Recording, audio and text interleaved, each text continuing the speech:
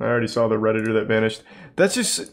Videos like that, though, I'm not a huge fan of. No.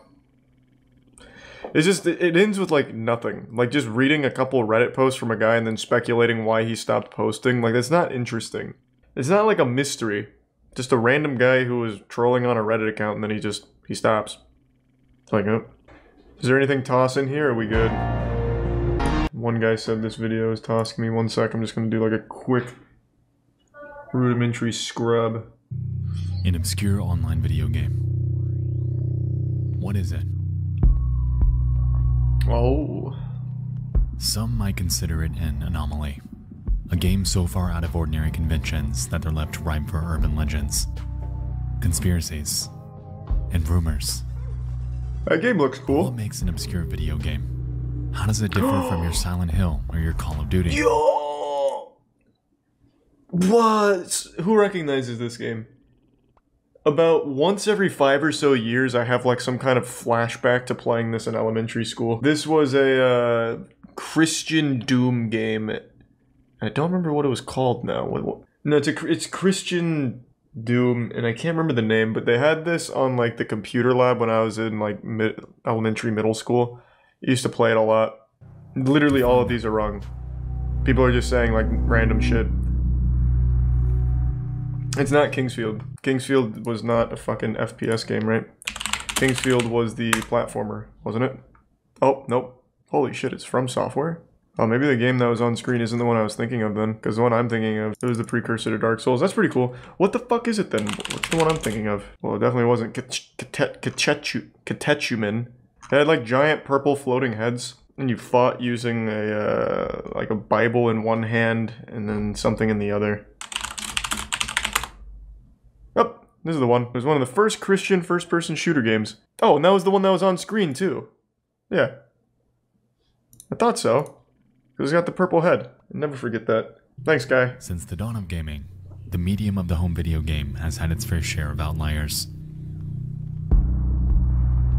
Throughout your day-to-day, you might not see it, but it seems that almost every few years, a game breaks the fourth wall and melts with the realm of obscurity. The thing is, some of these are wrapped up in real-world mystery and seem to break the overarching meta that accompanies gaming entirely.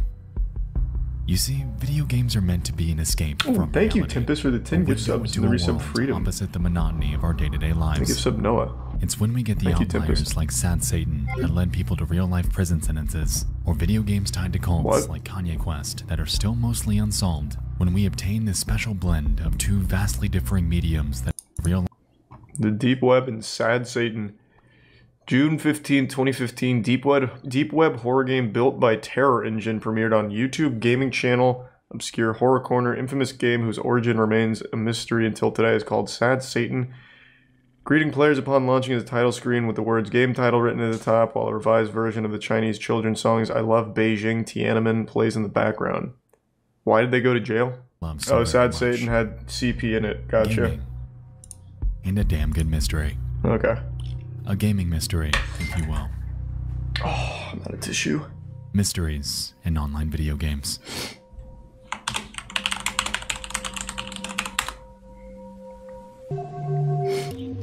And they appear to be chatting with someone called the Dinosaur, that tips window on the left side, which begins to state some pretty abrasive vernacular. I'm excited. What kind of reasons? On the 4th of September 2018, at around 7:50 in the morning, Martin who saved graced the export of 4chan, inquiring about Schnell online. Their post about it reads the following. Hi X. I was recently on one of those conspiracy iceberg threads and I came across a user mentioning a game based on the dark web called Schnell Online. This game is supposedly used by on the darknet. The user provided a screenshot of the game, and this game has no other appearances online. The screenshot provides a ClearNet link. Proceeding to this link will take you to a basic web page with a download link for a game called Carcass. Okay. Carcass, huh? A bit forward for an obscure game, but my interest has piqued. Heading to the link in the reference screenshot brings us to the profile of an Nobody calls me a loser, I'll download this shit right now. Interesting, considering that the Schnell player's name was Ulven. If we take a look around, we can notice that the carcass page is strangely devoid of any details or graphics. Like, for instance, in these tags. 2D, black, kill, murder, What the and fuck? white. Oh my god. That actually looks quite a bit like If we head Chanel. back to 4chan, we can observe that another user mentioned a Reddit thread that was posted in 2016. It references an obscurity chart that supposedly has some unfindable games. And in that list, we can see 6 of them, with just 2 that have seemingly never been found. Classic Game and Schnell Online. Interestingly, a Redditor named Tyler Dirt had commented on this thread linking to 2 gameplay videos that were from this list. That of a 14 Here's tier 1 questions Jake. and twice-fold ampersands. Resubscribe. So it just seems like they made a shitty game. Wow, I take it back. Look at that. Can you speedrun this? Oh, wow. Alright, I'm not gonna lie to you. I have no idea what the hell's even going on here. That looks boring. Curiously, these videos were both uploaded by a YouTuber named Saint, and after checking his other videos out, they appear to have a knack for playing old, obscure point-and-click video games. And that's what most of their video library Here's a consists prime of. gunner. Games that are bizarre, eerie, and surreal. Heading to Maybe their some YouTube fire. About section reveals their social links, and clicking on their Twitter profile reveals, lo and behold, the real identity of Saint. Olvin W. So what does this tell us? Well, not much besides the possibility that they most likely created these games. Considering their itch.io page, Very talented it's safe developer. to assume that they're an indie developer and have quite the catalog. Curiously too, if we take his full name and paste it into a Google search, we're able to find a 2016 upload of that same Schnell gameplay, unlisted on the Saint channel. Their description claims that it was slated to release early 2017. However, as that date came and went, Saint had been radio silent about it. It appeared that they moved on from it entirely, continuing their upload schedule as if the concept of Schnell had never What was the... Like what? existed. What was the idea of it? Now, Schnell's been on my radar for the better part of a year or two. Whoa, Barring the why? 4chan rumors about it, the game's highly intriguing by itself. It looks creepy as hell, and I really wanted to get to the bottom of this to find out if it actually exists. With that being said, I decided to track down and contact Saint to see if he had any input. I wasn't expecting a response, but it was worth a shot. My questions to him were as follows.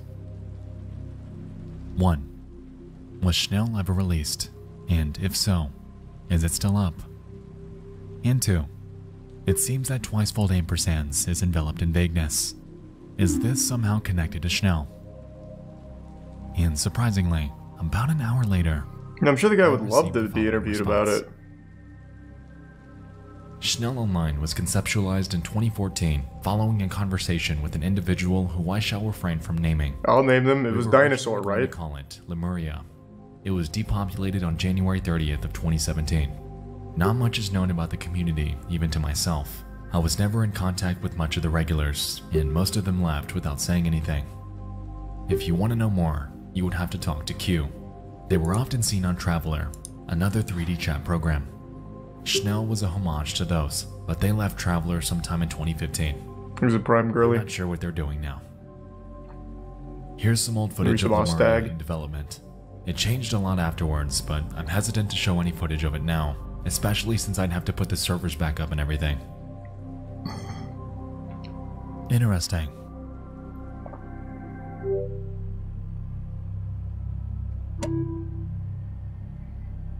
So what is the mystery? It's just a guy makes shit games?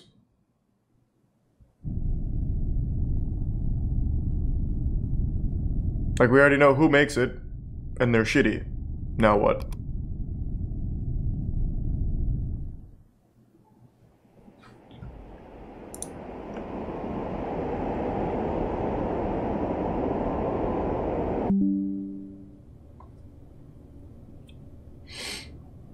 it appears that my optimism's gotten the better of me, because if I'm being completely honest, it seems that this game is offline. Oh. And after scouring the internet Dang. about it, Oh, man. it's been down for a while. That's not to say that this Q person isn't real though, because, curiously, I found mentions of them dating all the way back to 2014.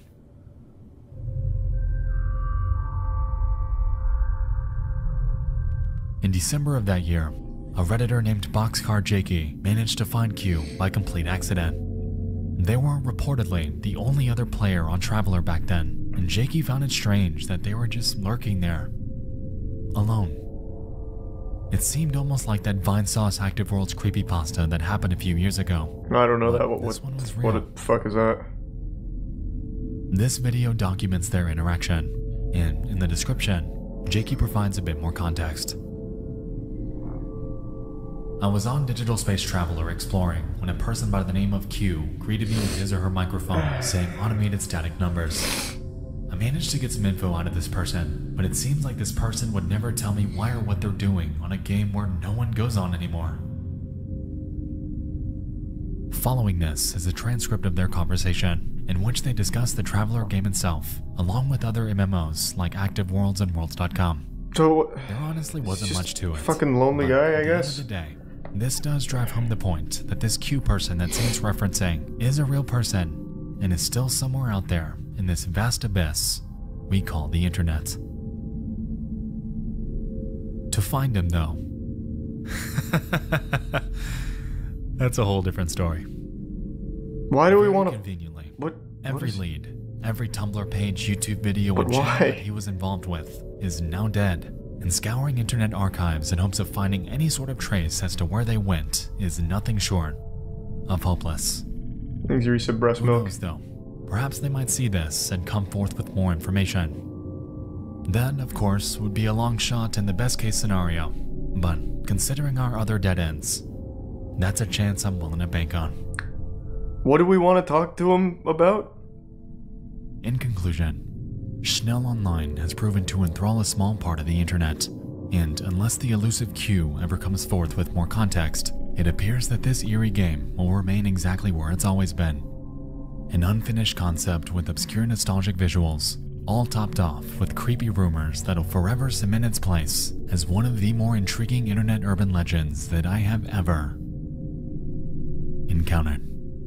But what am I missing? What was so interesting about it? 4chan made a post saying terrorists use it, and then you talked to the guy who made it and said, yeah, some dude named Q plays it. It's just a shitty game from a guy who makes weird shitty games. 4chan made up a creepypasta about. It's the exact same thing with the Cult in a Dead MMO or whatever, where it's just a group of people that still just play an MMO, and they have a weird avatar. I guess the mystery is being able to find Q, but it's just a guy who doesn't have any social media. Let's see what the next one is. The game is a sequel, so it picks up on a story that we aren't exactly acquainted with. To summarize though, the series has to do with, well, hauntings that cause the game's characters' lives to change for the worse. Named the Yumizu Occult Research Institute. This is definitely an RPG Maker Allegedly, game, huh? The researchers that worked here had disappeared, but at the time we begin the game, our main character doesn't know that. However, instead of being greeted by the staff of this facility, she encounters a bleak emptiness that sends her life spiraling into a void of despair. Thanks, Resub Turtle. What happened to everyone? And where did they go? Prime Phoenix. Well, that's for us to find out. And so Giratani sets off to find the truth. Giratani makes her way back home, and things seem pretty ordinary. Until you realize that she brought a fucking demon back home with her. No! From there, shit begins to hit the fan with her mom becoming possessed, and from what I understood when playing it, even her friends that came into contact with her. No! It's definitely an interesting game with a solid premise. What? And the visuals that occurred during these haunting sequences even got me pretty good a few times. What do you... Uh-oh. Allegedly, later in this game, there's a certain glitch that occurs, causing the game to experience a complete failure. Apparently, you have to go through a certain gate in a certain area to trigger it. However, it seems to have absolutely no purpose other than posing as a nuisance. The reason I say that is because when this glitch happens, you're forced to completely close and reopen the game to keep playing. What an inconvenience. What in tarnation?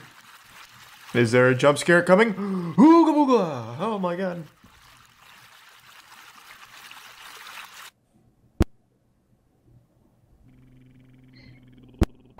I think the prime cipher. Whoa! I will say that there are tons of Let's Plays out there about toThe 2, and most of them seem to run into this exact same error. I wanted to see this for myself though, and yeah. It goes without saying that this picture resembles a dead body, and considering how obscure this game is, it left many wondering if this image were real. The only thing that comes remotely close is the game's use of obscure real-world imagery to increase the creep factor, like this shot of the closet, and this creepy-ass demon lady in Giritani's dream. This one though, this random corpse-looking image is the only one of its kind, and starkly stands out among the others due to its bizarre revelation.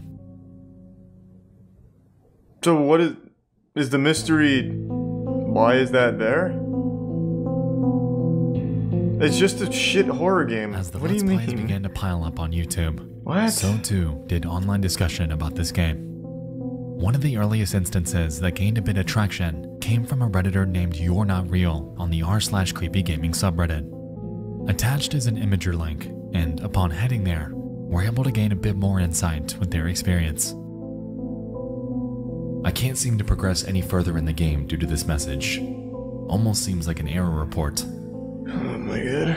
Screen goes black and flashes a white screen 4 times. This image appears. Jarring noise plays non-stop. The game stays like this until I click quit. I don't think this is how the game's supposed to end. It is! It fucking is, I can promise you! The comment section, understandably. It's just a shitty horror game, man. Now, considering the other games we've covered, like Hong Kong 97, it's apparent that real corpses baked within video games are not exactly out of the realm of possibility.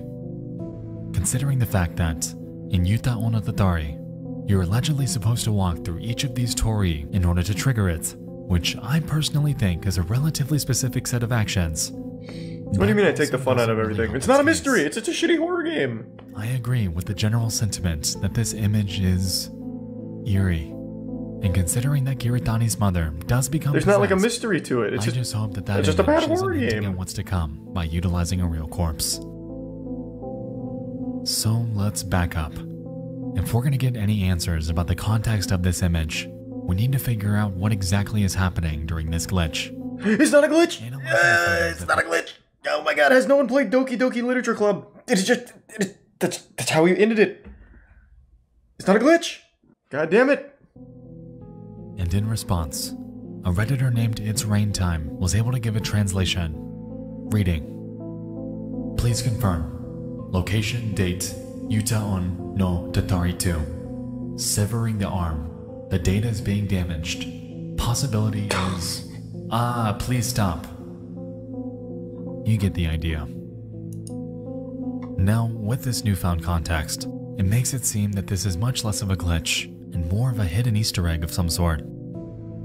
Given that this is a horror game that uses realistic imagery elsewhere in this story, I wouldn't be surprised if the developer threw in this fake glitch to freak the player out. But even pretty normal. with this presumption under our belt, that still doesn't answer our questions about the photo. My opinion hasn't exactly changed on it, and reverse searching that image brings up a whole bunch of nothing. Who knows? Perhaps Paya dug this up and threw it in the game, not expecting anyone to find it. Maybe they were going to take it out of the game, but just left it. No matter what the reason or motive behind why it's in there though, the image that occurs during this glitch is haunting, and I really, really hope that it isn't what I think it is. It isn't. I'll tell you right now it isn't.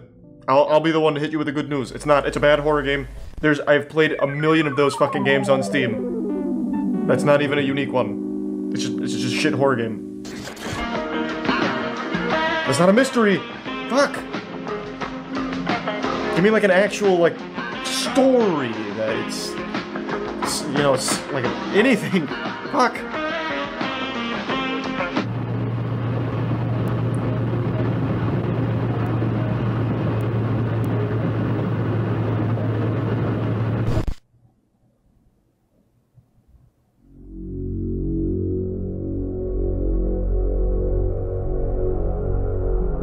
optimistic about this one. He's a prime chip.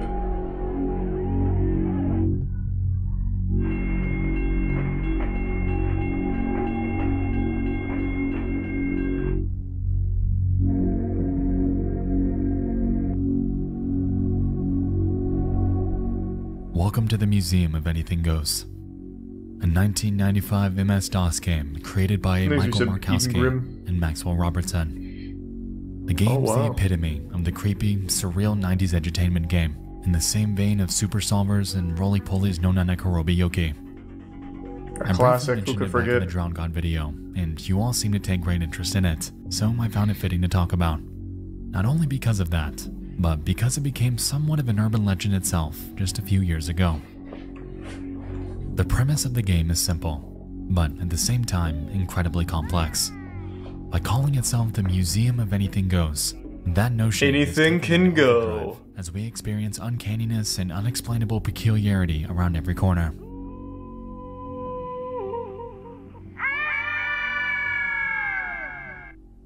This game looks lit. The basic premise involves the idea that you're dropped off in front of a strange museum and are given no context or storyline as to why. The back of the game box is incredibly vague too, stating that you're at a museum unlike any you've ever seen. There are no guards, no rules, no Where limits. is the penis man? Become a part of the imagery I haven't and played it. experience the thrill of this unbelievable interactive museum. To be honest, I don't exactly think there's any sort of end goal with the Museum of Anything Goes. It seems to be one of the earlier choose-your-own-adventure games that were made, and because of that, it's got a pretty substantial replay value. You can quite literally just explore to your heart's content. Alright, finally! And interacting with whatever piques your interest. Freedom. Whoa! 4, 3, 2. Pop goes the weasel. Hey, that's not a weasel, that's like an agent.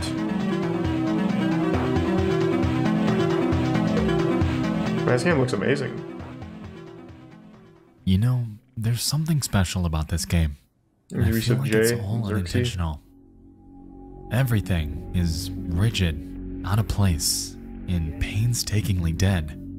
Sure, there are people in these rooms, but I have strangely never felt more alone. I can't really explain it, and I think that's what makes this game so unintentionally haunting. It's a product of the 90s, and it damn sure shows. But while I could talk about this game all day, we're actually here for something specific. Alright, what? An eerie little mystery that was birthed from someone that you just might have heard of. T-Pain. Did he make the game?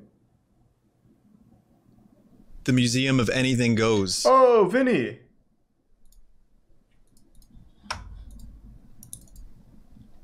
And this is some hot garbage for you here on this Sunday stream. You're gonna love it. I'm running it in a virtual OS. So for your pleasure. Future is now. For your pleasure. For your pleasure. This is Vinny Vinesauce, a video game streamer that's been active for the better part of the past decade. Back in 2016, he created a mini-series where he played through various 1990s entertainment games. Yes, and he they all did. gathered a pretty substantial amount of views. The Museum of Anything Goes episode, though, stood out among the others, not just because of the game itself, but because within it, he encountered something disturbing. I feel right now. This game has deprived me of my emotions. Whatever you do, don't click the grave. You'll be sorry. What? Don't do it, Vinny! Skeleton?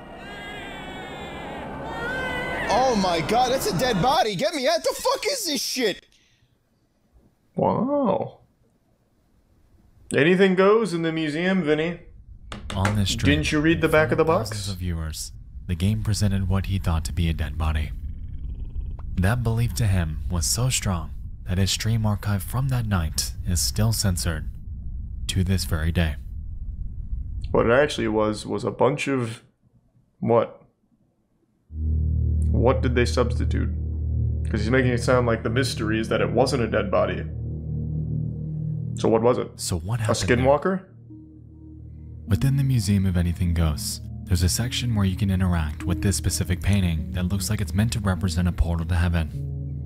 The game asks you to Pictures click a of Phantom button and Forbes. if you want to see someone fall out of the sky. And if you do, you observe the following.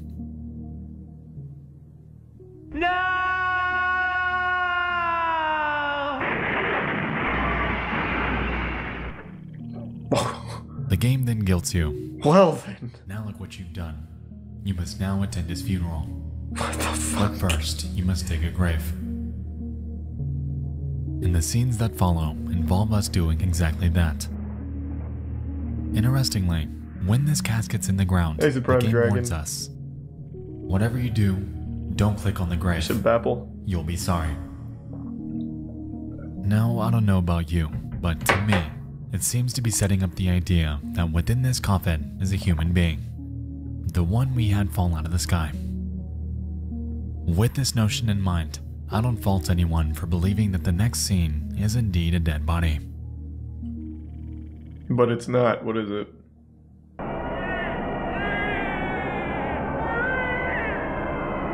What the fuck what is happening?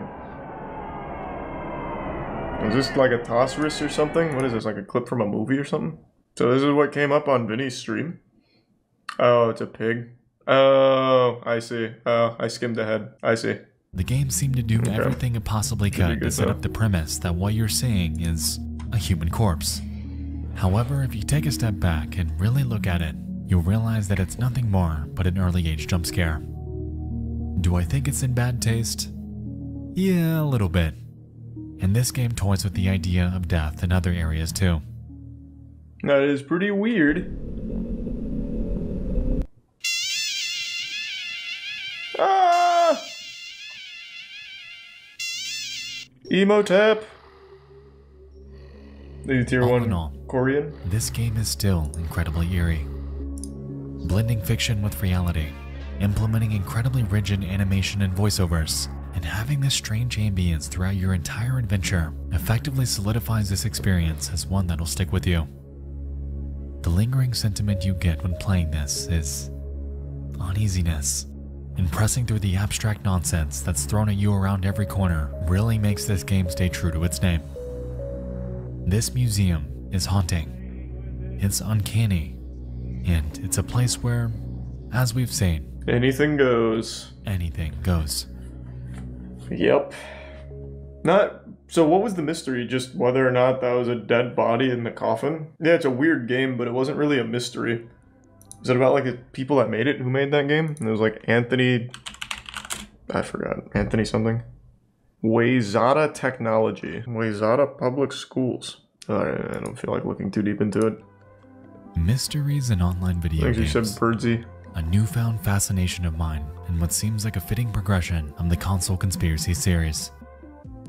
Tonight, we just dove into 3 gaming mysteries that have recently intrigued me. I hope you all enjoyed this. Thank you, If Subdol. you have any other obscure video Third game one was oddities definitely the like best ones one. we've discussed tonight, feel free to shoot me an email at nightmareexpo@gmail.com. I just think... So the third one was probably the best one. But these first 2, there isn't like a mystery to be solved. It's mainly a showcase of a weird game with well, this one at least had a story. This didn't have anything. It just seems like there's no drive. So example, this one, the mystery was the glitch. When that was just part of the game. Like that was the core scare. Or you get like a creepy image when you do this. It's like a really common technique for shitty horror games.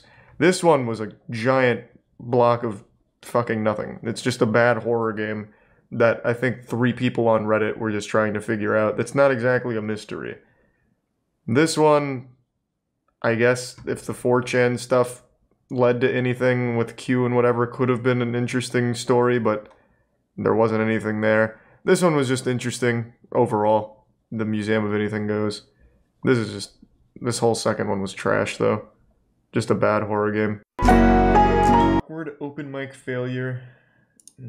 Everybody having a good time tonight? Yeah.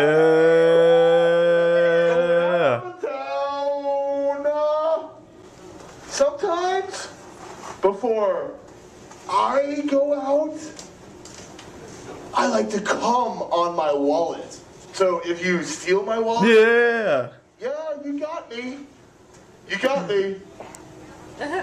But at least I have the satisfaction of knowing that somewhere you have to fondle my dry juice and tear those $1 bills apart.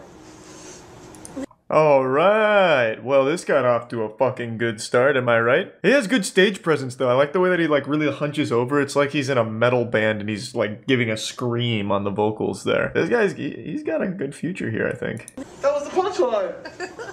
Let's go! Thanks for staying, everybody. Why was this fucking milkman having sex with everybody's wives?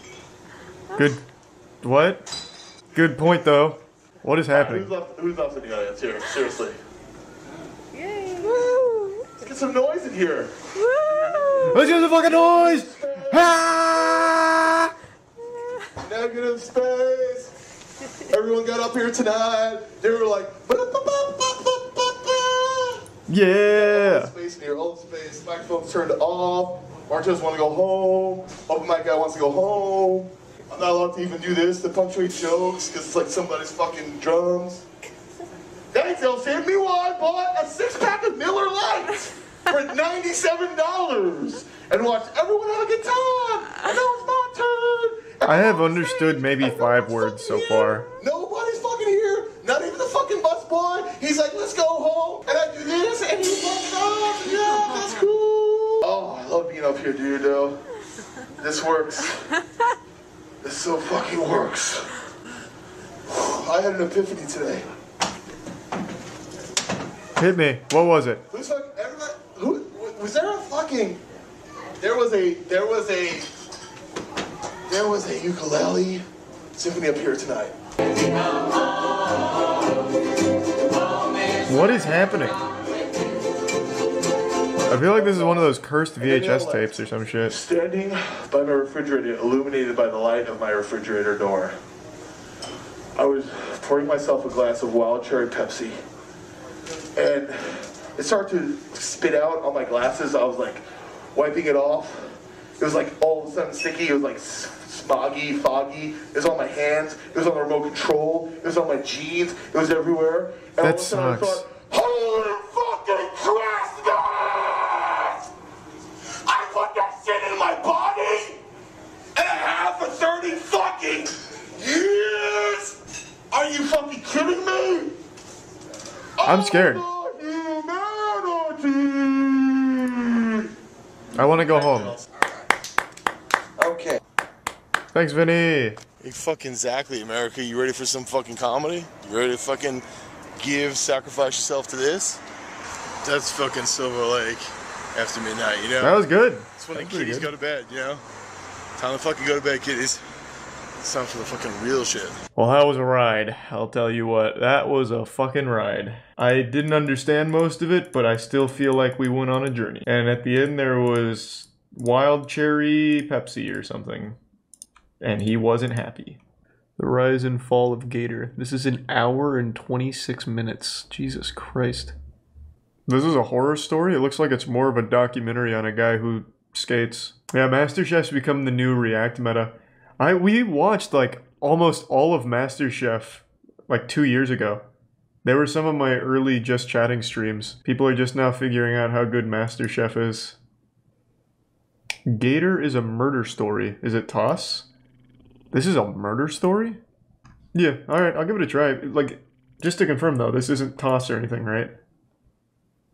Human sperm and chicken egg. I don't know why you keep saying that, man, but Godspeed. How you doing, Klaus? Things we give some Thomas and the Tell us your age Lofty. and everything. I'm 21, and I'm from the United States, San Diego, California. And I've Cali. been 11 years. Skate a lot of half pipe. This is quiet. Ditches, a lot of things, and now I'm here competing in the toThe Cup, and it's a blast. Okay. Mark Rogowski, Thanks for Prime better Blade. known as Now it's Gator loud. the Skater, was a well-known professional skateboarder during the 1980s to 1990, who raped and murdered a 21-year-old woman named Jessica Bergsten in 1991. Jesus Gator Christ. was born on August 10th, 1966, and That seems, this isn't goofy at all. I think I'll probably just pass. Why are you just like recommending an actual like monster? That is not wacky. Why gymnastics died? Is it not popular anymore?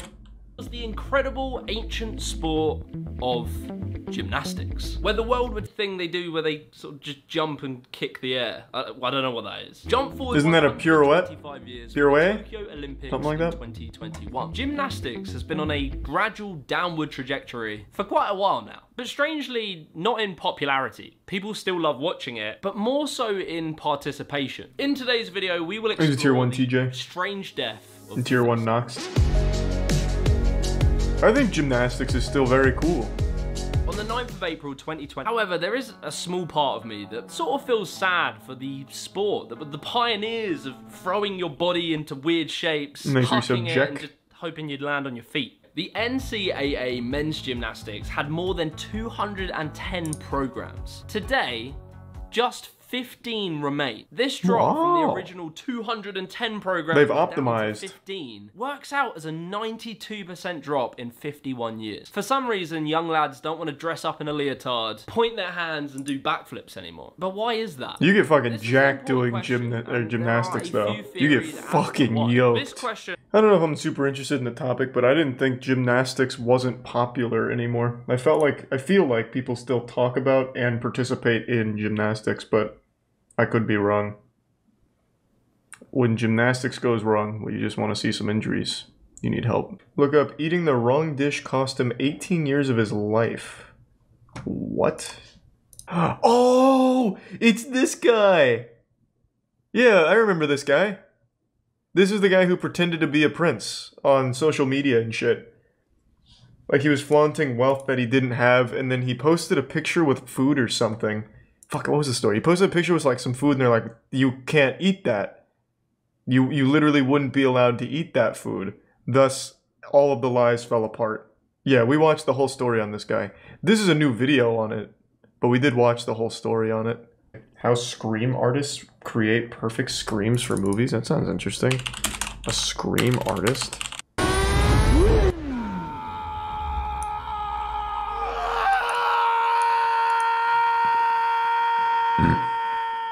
He's truly a master. One moment from Venom. That's not Tom Hardy. That's Scott White.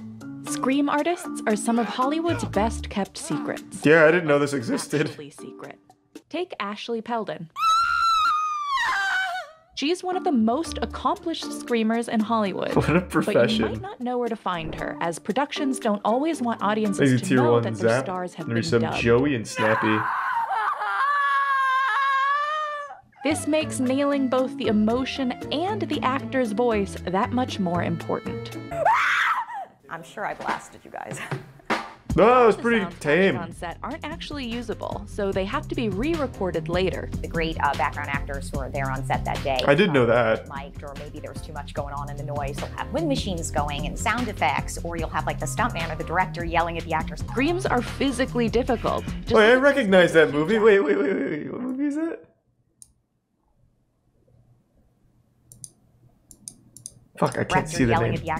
But when it comes to screams, Malignant, that's what it was. Quality is just one factor. Screams are physically difficult. Just look at this clip of Hugh Jackman dubbing some of his noises from Logan. Damn, he's good. So if an actor wants to keep their voice intact, these skilled recording... Yeah, Malignant was fine. It was interesting. You know, maybe I'm more expendable, because for a session fee, I can blow out my voice. Peldon and White first need to know what type of scream they're doing, as that will impact their performance. One of the most common screams you'll see in movies are fearful ones, but they're not actually realistic. Now, what's interesting is in real life, most people will probably freeze up and not allow a sound comes out, but it's not as dramatic on screen, so we want to make sure that it's a big, loud, terrifying scream. So she puts her diaphragm to work. You want it as messy as Where is the fear receptors? So, like, you know, really clean, short, or contained kind of scream. It's not really as realistic for somebody who's in a lot of fear. But if somebody is fearing for their life or in a really terrifying, it's important there. This one would feel more of a fear. Yep, met Cola and Goblin. Building kind of scream rather than we did some content. You know, blood-curdling scream. But what makes that scream sound different from this one. Aggressive. I'm mad. Anger, right? So it's screaming with the intent. Screams that come from a place of anger call for a clenched mouth and tighter body position. And a more empowering rage scream calls for Peldon to fully open her mouth. White will do the same when recording war cries for games like Call of Duty. For other roles, Peldon will channel grief. So grief has a different feel. That's so cute. Listen as she tries one scream with the word no.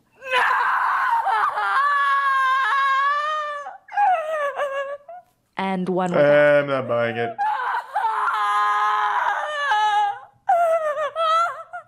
Convincing screams involve much more than this just is better. Incorporating dialogue. No. That's better. Listen to all the acting from the video game Days Gone. Rough game.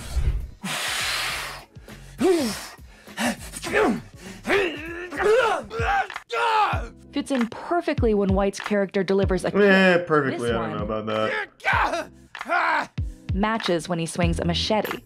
For example, in Incredibles 2, White had to create the scream for a pilot who's thrown out of a helicopter. The fear of being... Why not just have the voice actor do it?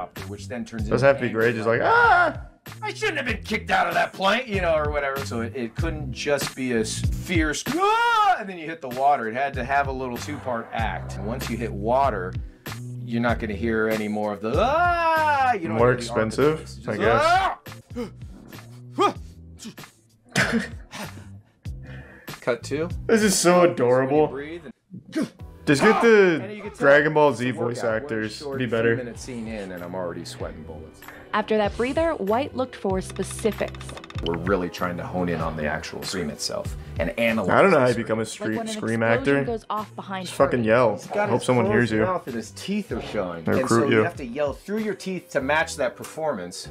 Then, when Hardy flies off his motorcycle, White had to sustain a scream for nearly 10 seconds without losing the imitation of Hardy's voice. Easy. Yeah.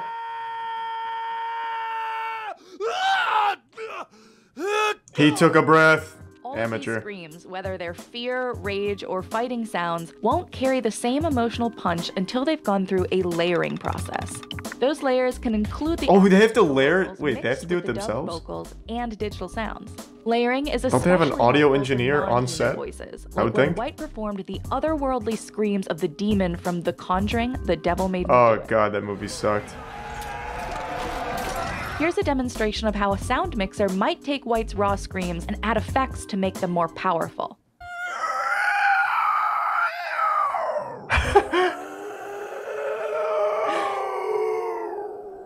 Pretty good. Right? Oh, yeah, I bet that's fun. It's Like probably a fun reverb job. to create an echo and a rumble can make them even scarier. So what makes one of Peldon's real screams sound better than this one? I think what makes the difference between what sounds kind of like a generic scream that they could just get from their library of screams. Well, they do, versus like the one that Wilhelm really fits scream the and shit. scene is matching what we're seeing. pretty bad. The actor, the energy, the emotion. My scream isn't just noise, it's an acting burst. 6 screams, 2 seconds each, go. Give us options. And you're like, Makes me so asbestos. That's a position I never knew existed, nor will I remember it exists next time I play or watch a movie. But it's not surprising. It seems like it'd be a lot of fun to do. I bet they get paid like shit, though.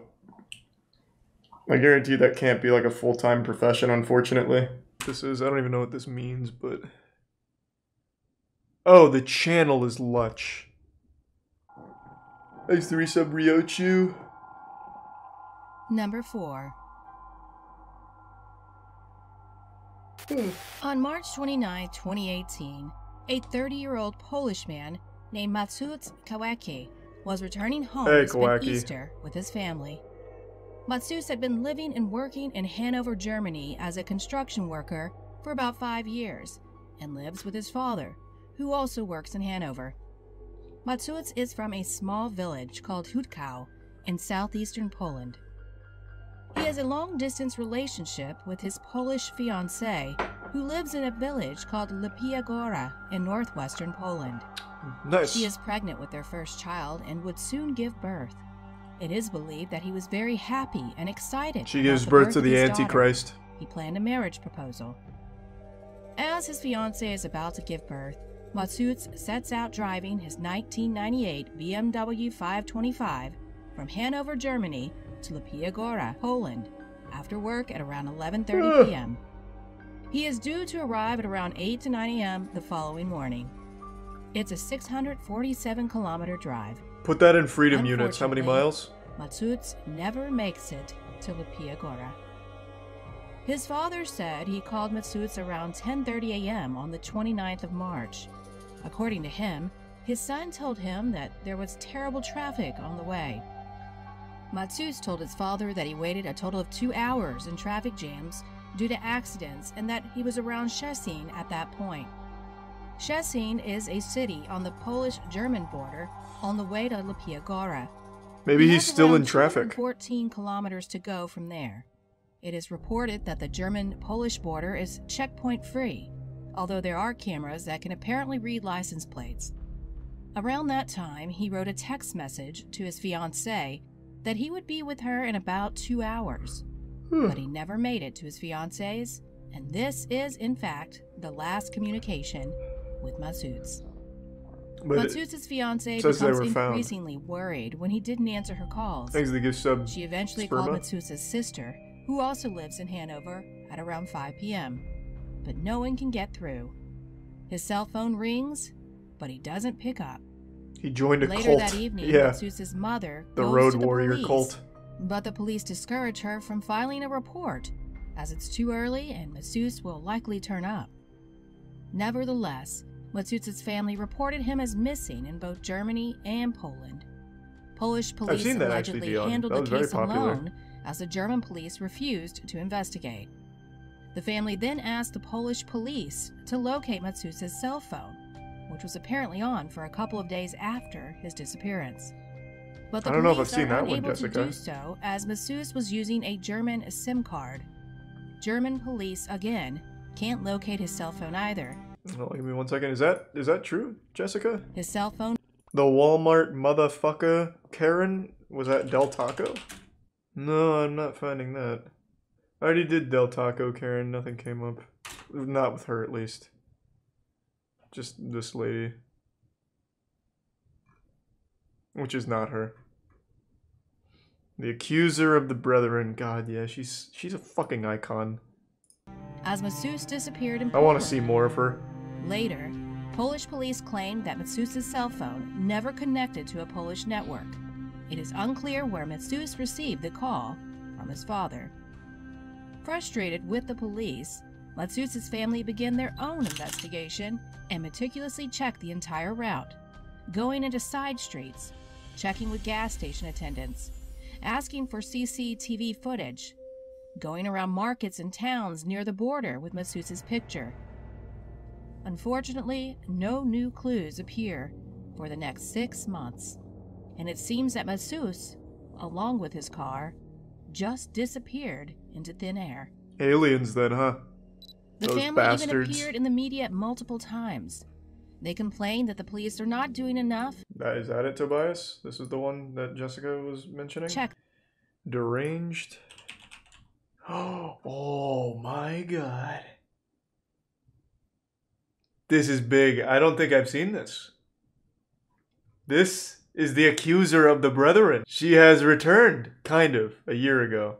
Alright, let's see what she does to these motherfuckers this time. Thank you, Cage. Get the fuck out of here. Hold 1 second. Let me give her. I want to get my order. No, you're not going to get my. You wasn't left. I told you. I want my fucking order. Give her order. And then, if you don't mind, let's do a sacrifice.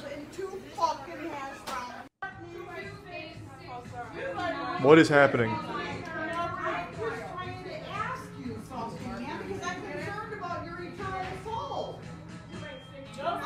Thanks to resub Timbo. Oh. Jesus, Tim, thank you again, man. Thank you for the 25 gift subs. Holy shit. Tim, my god, thank you.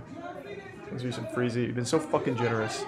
This one's not very good because she's not in the camera. I can't really hear her.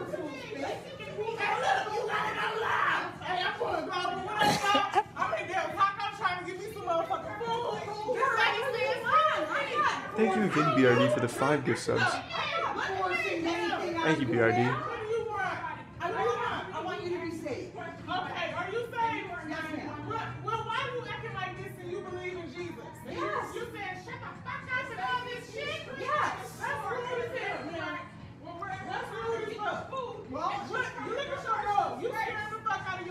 Is she wearing the same thing she wore in Walmart? Does she only have one set of clothes? She's like a cartoon character. Oh! Surprise!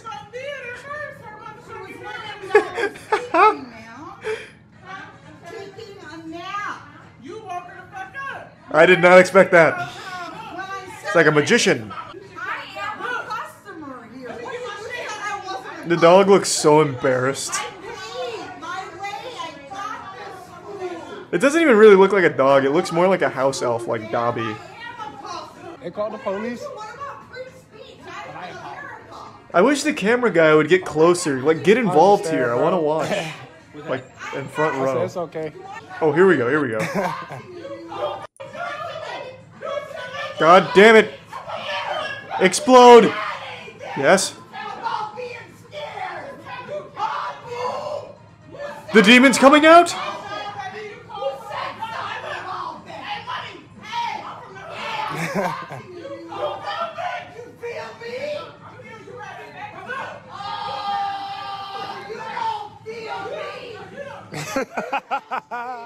I can't hear her. Get closer. Sit here. Oh shit, bro.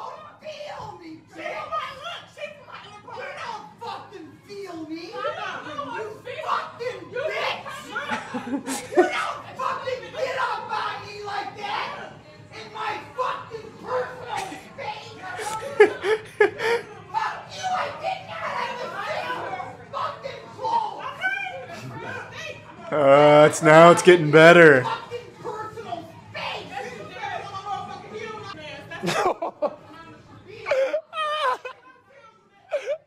Now let her say her piece loudly. How does this go on for 20 minutes? God damn it. There is so much potential. This one I've seen. This is a classic. This was the first encounter. Voice crack. First encounter. Police officer. This was the first phase. The boss battle. Give me your driver's license. You pulled right out in front of me. Yeah, and when someone pulls in front of you because there's an emergency, you slow your rear end down and you stop. Okay, these have are you not ever cars. had someone have an emergency? These are not and cars. pull in front of you? These are not cars. They don't stop on a dime. God it doesn't matter. You have to be far enough behind. You know what? I'm going to tell you the whole You should have picked up my trash, big boy. I picked Thanks up to tier 1 crack. You want to go see Here's what you some left? Jimbo, cheese, and give You're some supposed Timbo. to pick up everything. Nope, 4 bags. Yeah. What you're serving Oh, for. you are in so much And deep last crap. week I Well, you picked wait up till more your than boss this, too. tells you what you He's got to on pick his up. way here, too, You man. think you get to decide what you pick up and what Nope, you don't? it's what you ordered. You little twerp. It's what you ordered. You little twerp. I know what I ordered. Okay. And you're going to pay. Okay. I wish there was another encounter, man. She's been at Walmart twice and then that one, but I don't think there's another one. The McDonald's one had so much potential if the guy just got closer. This one's the best. My fucking personal space. You came over to me, motherfucker. I didn't come over to you. Fuck you. Ma'am. Shut the fuck up. I wish she'd have her own, like, stream. Like an IRL stream.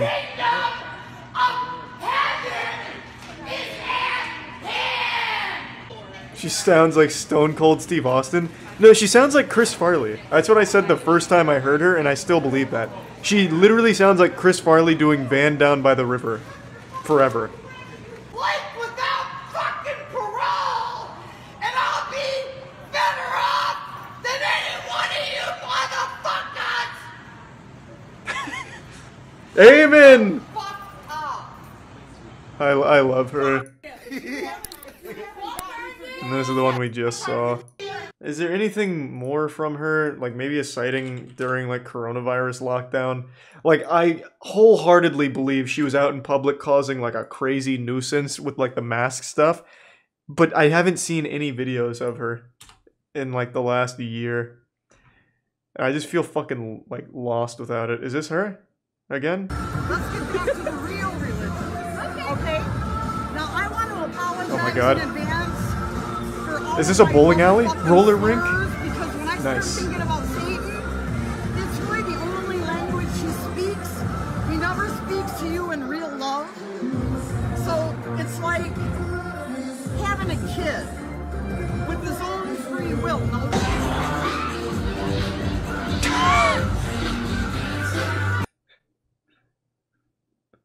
Well, I didn't expect that. Yeah, it's a DMCA, so I don't want to risk it. God damn it, she's not even having like a fucking meltdown. Fuck. I wish she'd start screaming at the kids instead of dancing. Life without parole. You'll never get past the 3rd grade without Jesus Christ in your motherfucking heart. Imagine this is her and she just changed that much in a year. She went from this all the way to the accuser of the brethren form as like a Frieza final evolution. Word.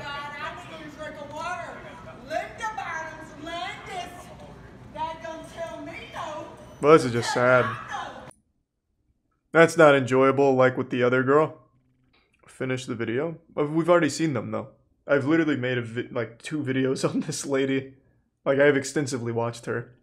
I just have never seen the McDonald's one. This was not one of her more popular ones because, I mean, it was pretty poorly filmed. Finish the first video. The first video is over. Like the McDonald's one is over. He just put the other one in here as well, which was the first encounter where she does like the chicken dance. And then she rolls around. But I've already seen it. I even made something on the other tab. Oh. I actually forgot we were even watching something before that. Oh yeah, I totally fucking forgot about this.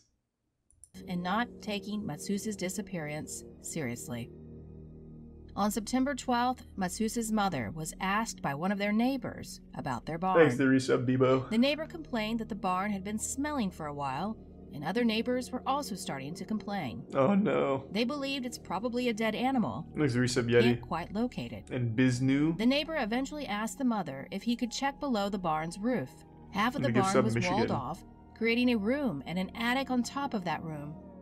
She agreed, so he climbed up and saw a pile of clothes. Upon closer inspection... No, hold on. If they show a body, I obviously can't watch that. Let me check. Seems okay. I don't see anything. Should be alright. Inspection. He found out it's actually a dead human body. A severed head and a torso. There were also 2 nooses hanging from the roof and a backpack on the floor. Jesus Christ. All the pieces of stuff seemed to be Matsusa's, yet the body was too decomposed to be identified. It is unknown why Matsus ended up dead in this barn of his parents, which is located in southeast of Poland. What the fuck? When in March he was supposed to be visiting his pregnant fiancée in the northwest. It's a 635-kilometer trip between the two, basically from one side of the country to the other. The police then went to investigate and quickly established that the cause of death was suicide by hanging. They also hand over all of Matsusa's belongings back to his family. 4 days after his body was found, Matsusa's family discovered his shoe in the barn with his detached foot still inside. This points to the police not having done a very good job at yeah, that doesn't sound like suicide at all. Why this matter didn't come up during the autopsy. The coroner would have asked and wondered why the foot is missing and where is it. Matsusa's sister accused the officers of negligence. Apparently, they refused to search the actual barn thoroughly because it would take too much time to sift through the hay, which lay on the ground where Matsusa's body was found. Furthermore, some of Matsusa's teeth are knocked out and stuck to his clothes. While a head can get severed after a body is hung for some time on a noose, it is rather difficult for teeth to get knocked out post-mortem. There also seems to be bloody patches on his clothes, although these are difficult to tell the difference between, considering the clothes are dirty. Are these the clothes? Inside his backpack, there is a polished water bottle with cigarette butts inside and an orange juice box. Matsus's family all claim that he never drank orange Tier 1 juice Trillborn because and he the disliked potato. It is reported that all of this potential evidence is I don't know what's going to come out of that bag, but I'm just not going to risk it on Twitch. Not in Poland, not in Germany, not anywhere. The keys and vehicle registration were never found either, despite his wallet being in that backpack.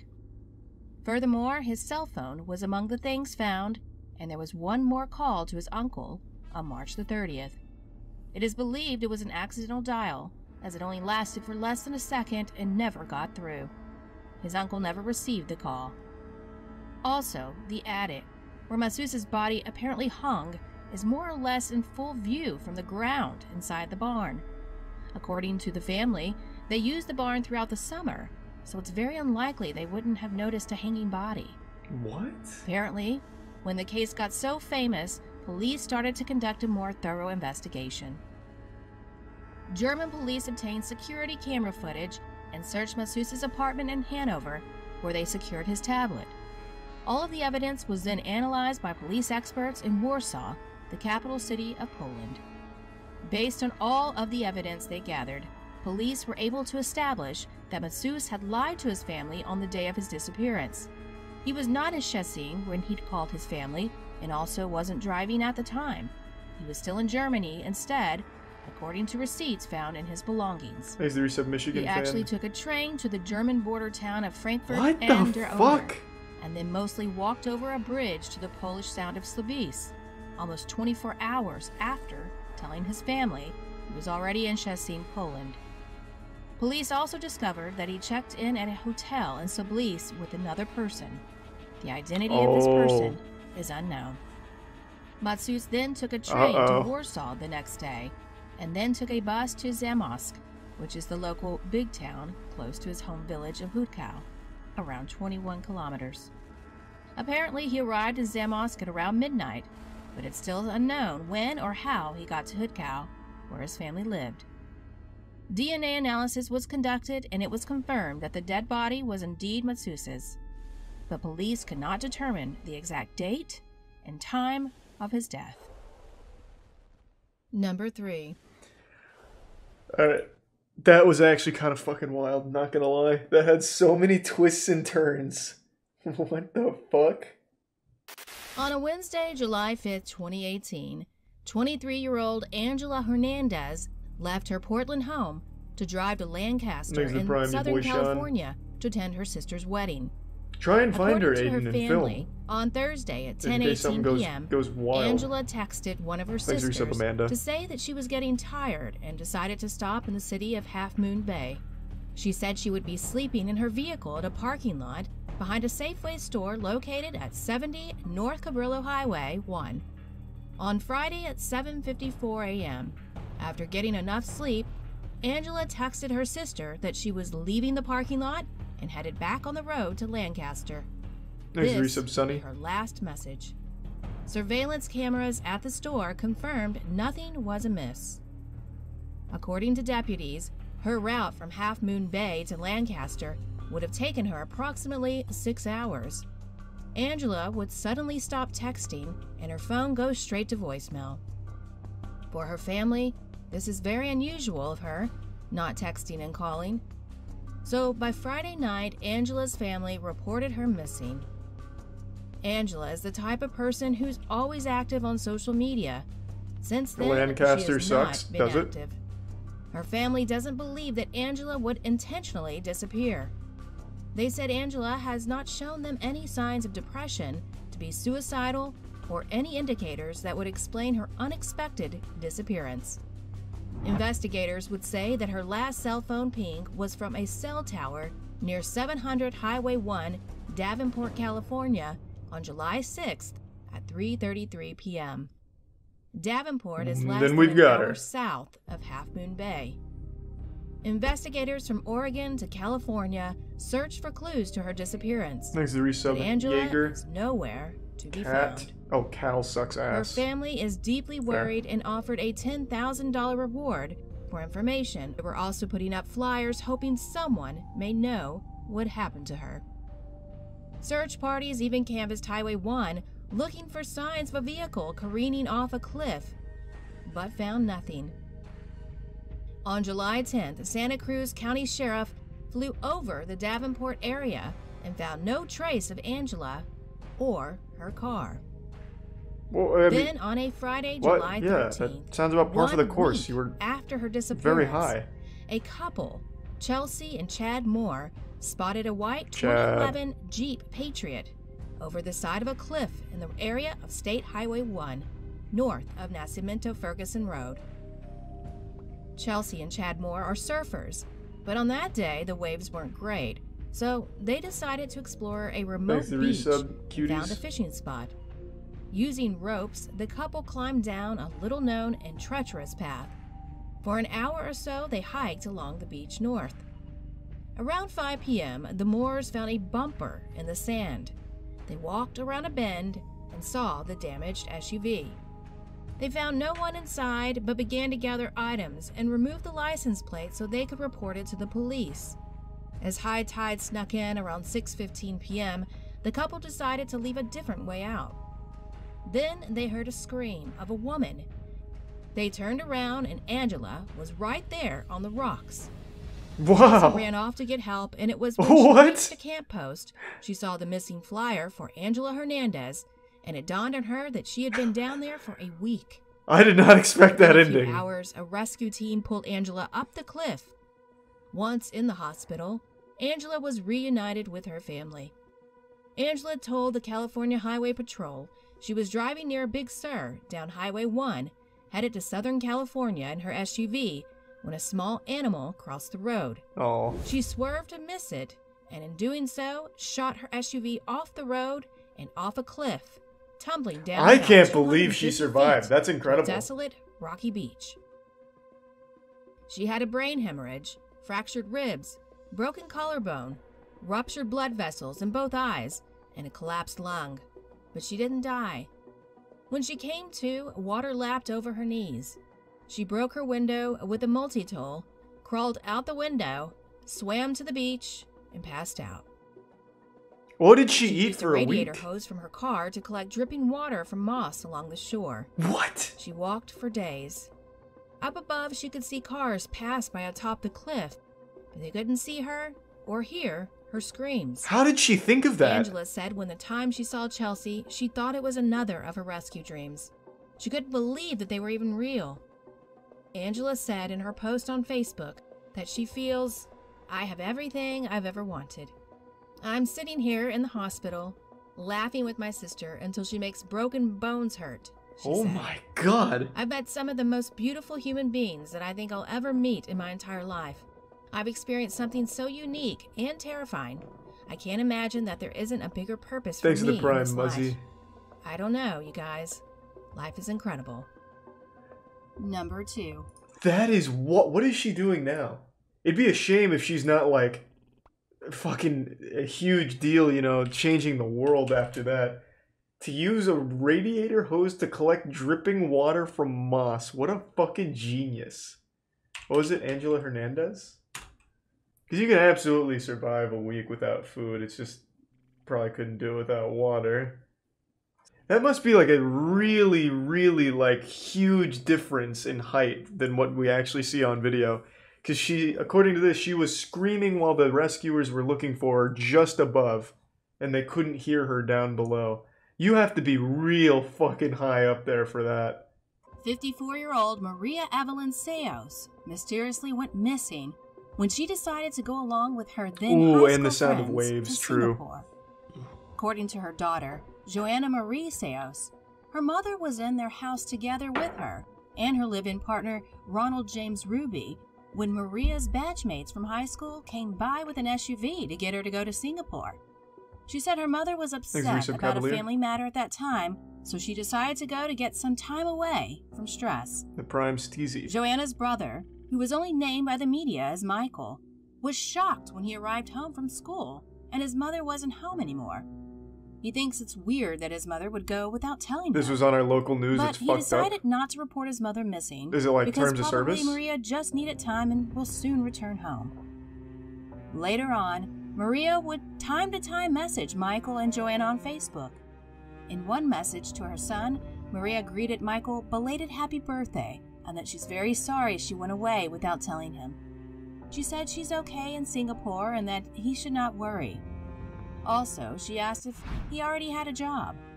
She also asked Michael to understand her because she's getting old and just wanted to experience being alone and have a life without stress. She also asked if Joanna had already given birth. On one occasion, she even sent a gift to Joanna for her birthday. In other messages from Maria to Michael, she said she cannot message all the time because she's busy with work, then later asked Michael again if he already applied for a job. Michael eventually found a job at their local bank in Cavite City.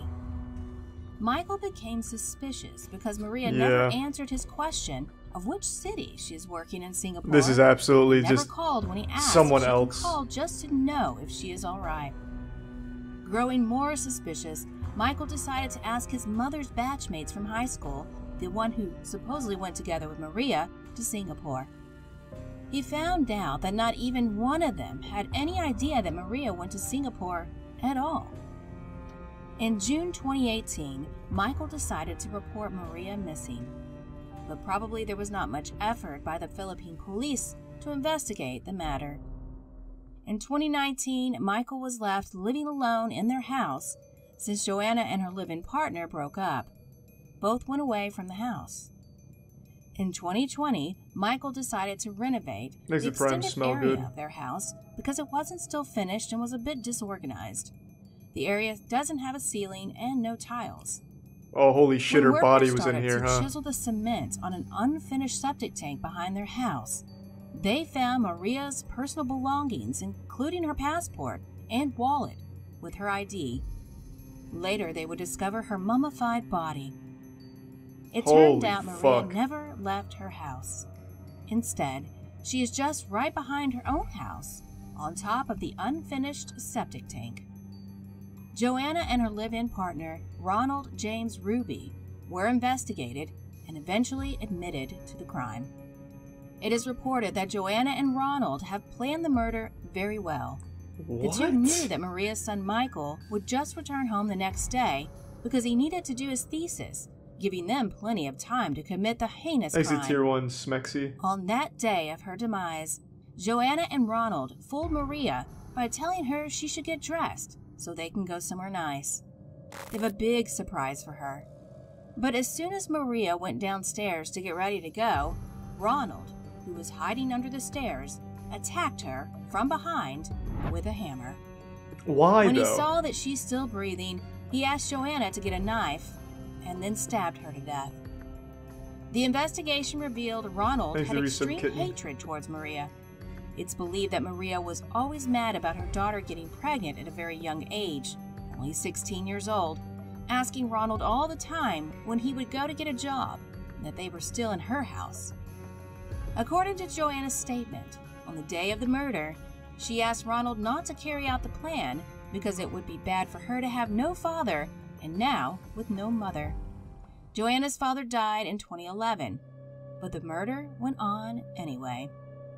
According to police, they let Maria's lifeless body lay on the floor for 2 hours before dragging her to the top of an unfinished septic tank at the back of their house. Ronald then put cement over her body. Over time, due to decomposition, Maria's body would smell. Every time this would happen, Ronald would just add more cement to seal in the smell. What the fuck? One time, Michael said, he caught Ronald putting cement over the septic tank and asked him why. Ronald answered that his mother asked him to do so before she allegedly went to Singapore so that it would not smell bad. Michael actually believed this. Joanna and Ronald then fooled everybody again. They used Maria's Facebook and pretended on social media as if nothing had happened badly in the family. Joanna even kept posting on her Facebook some positive and motivational words. nobody would have suspected that she and Ronald just committed a heinous crime in their house.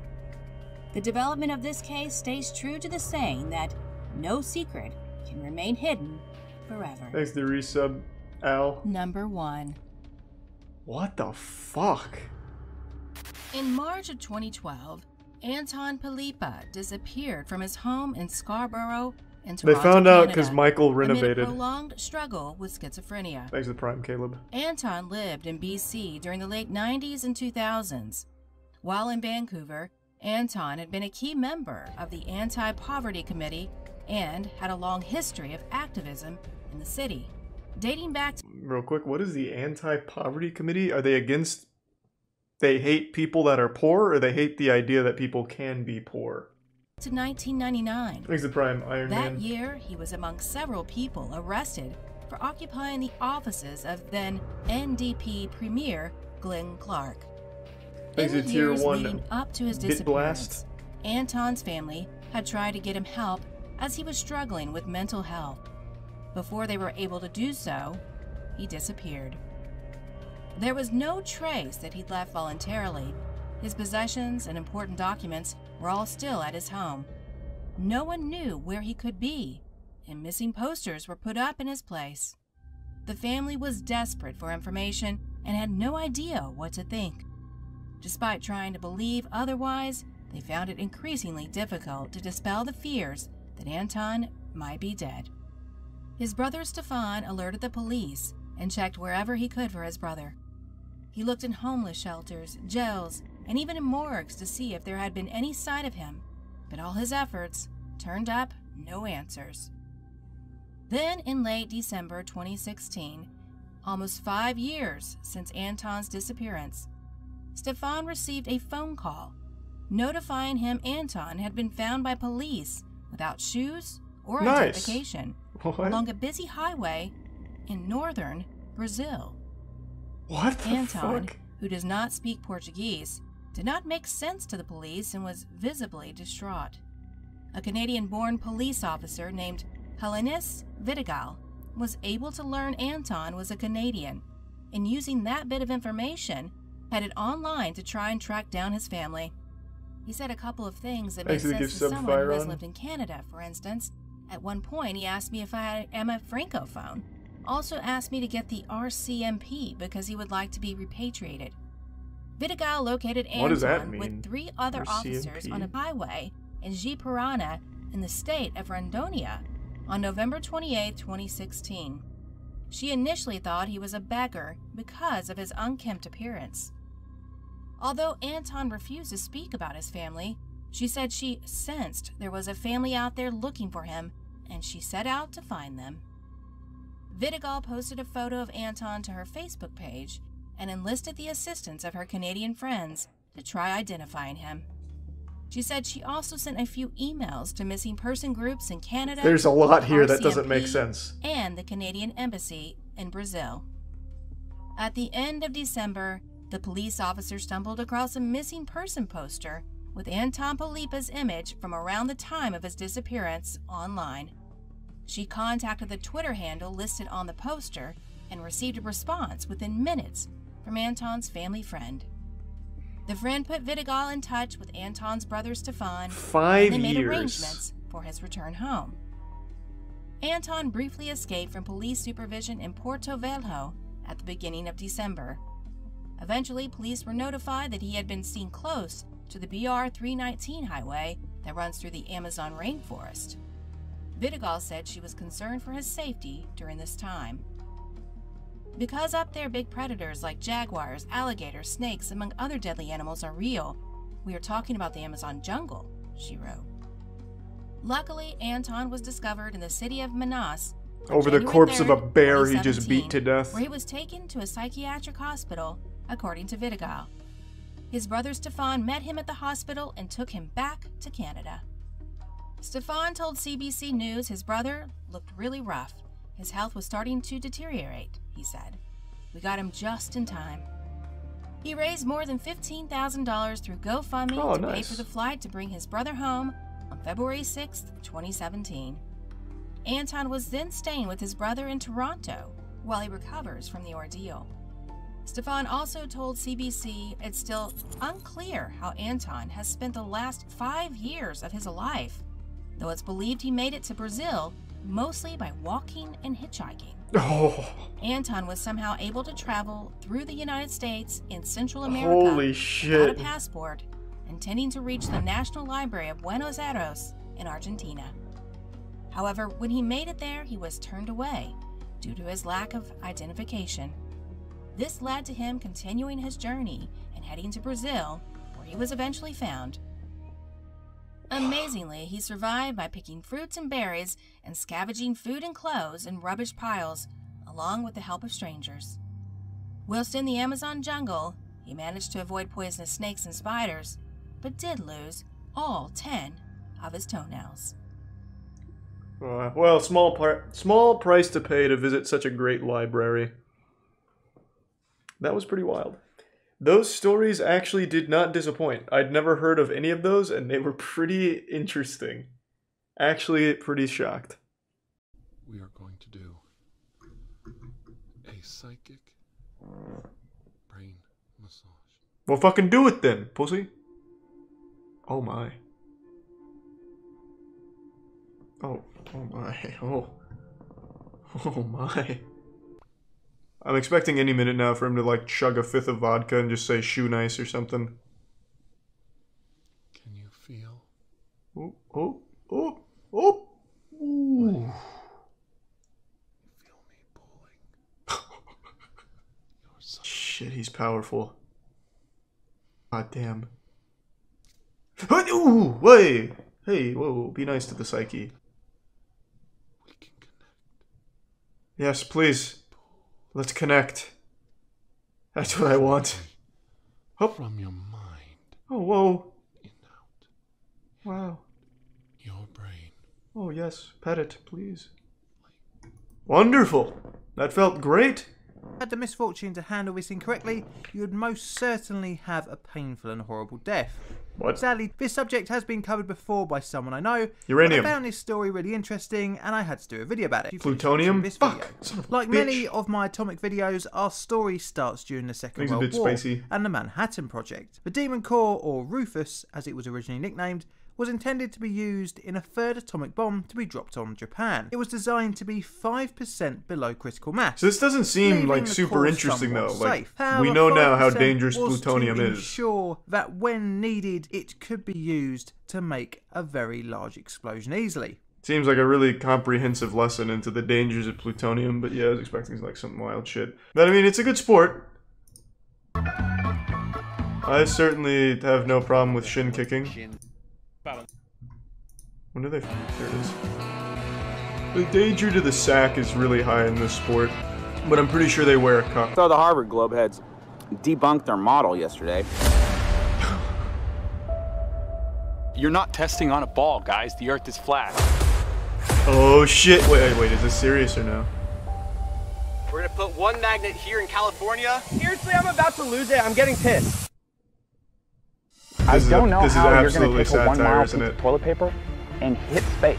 God damn it. I thought he was going to die, dude. I literally thought he was going to die. Wow. I thought you... Holy shit. They're a complete shock. I thought it was an actual flat earther thing. You can't write that stuff, guys.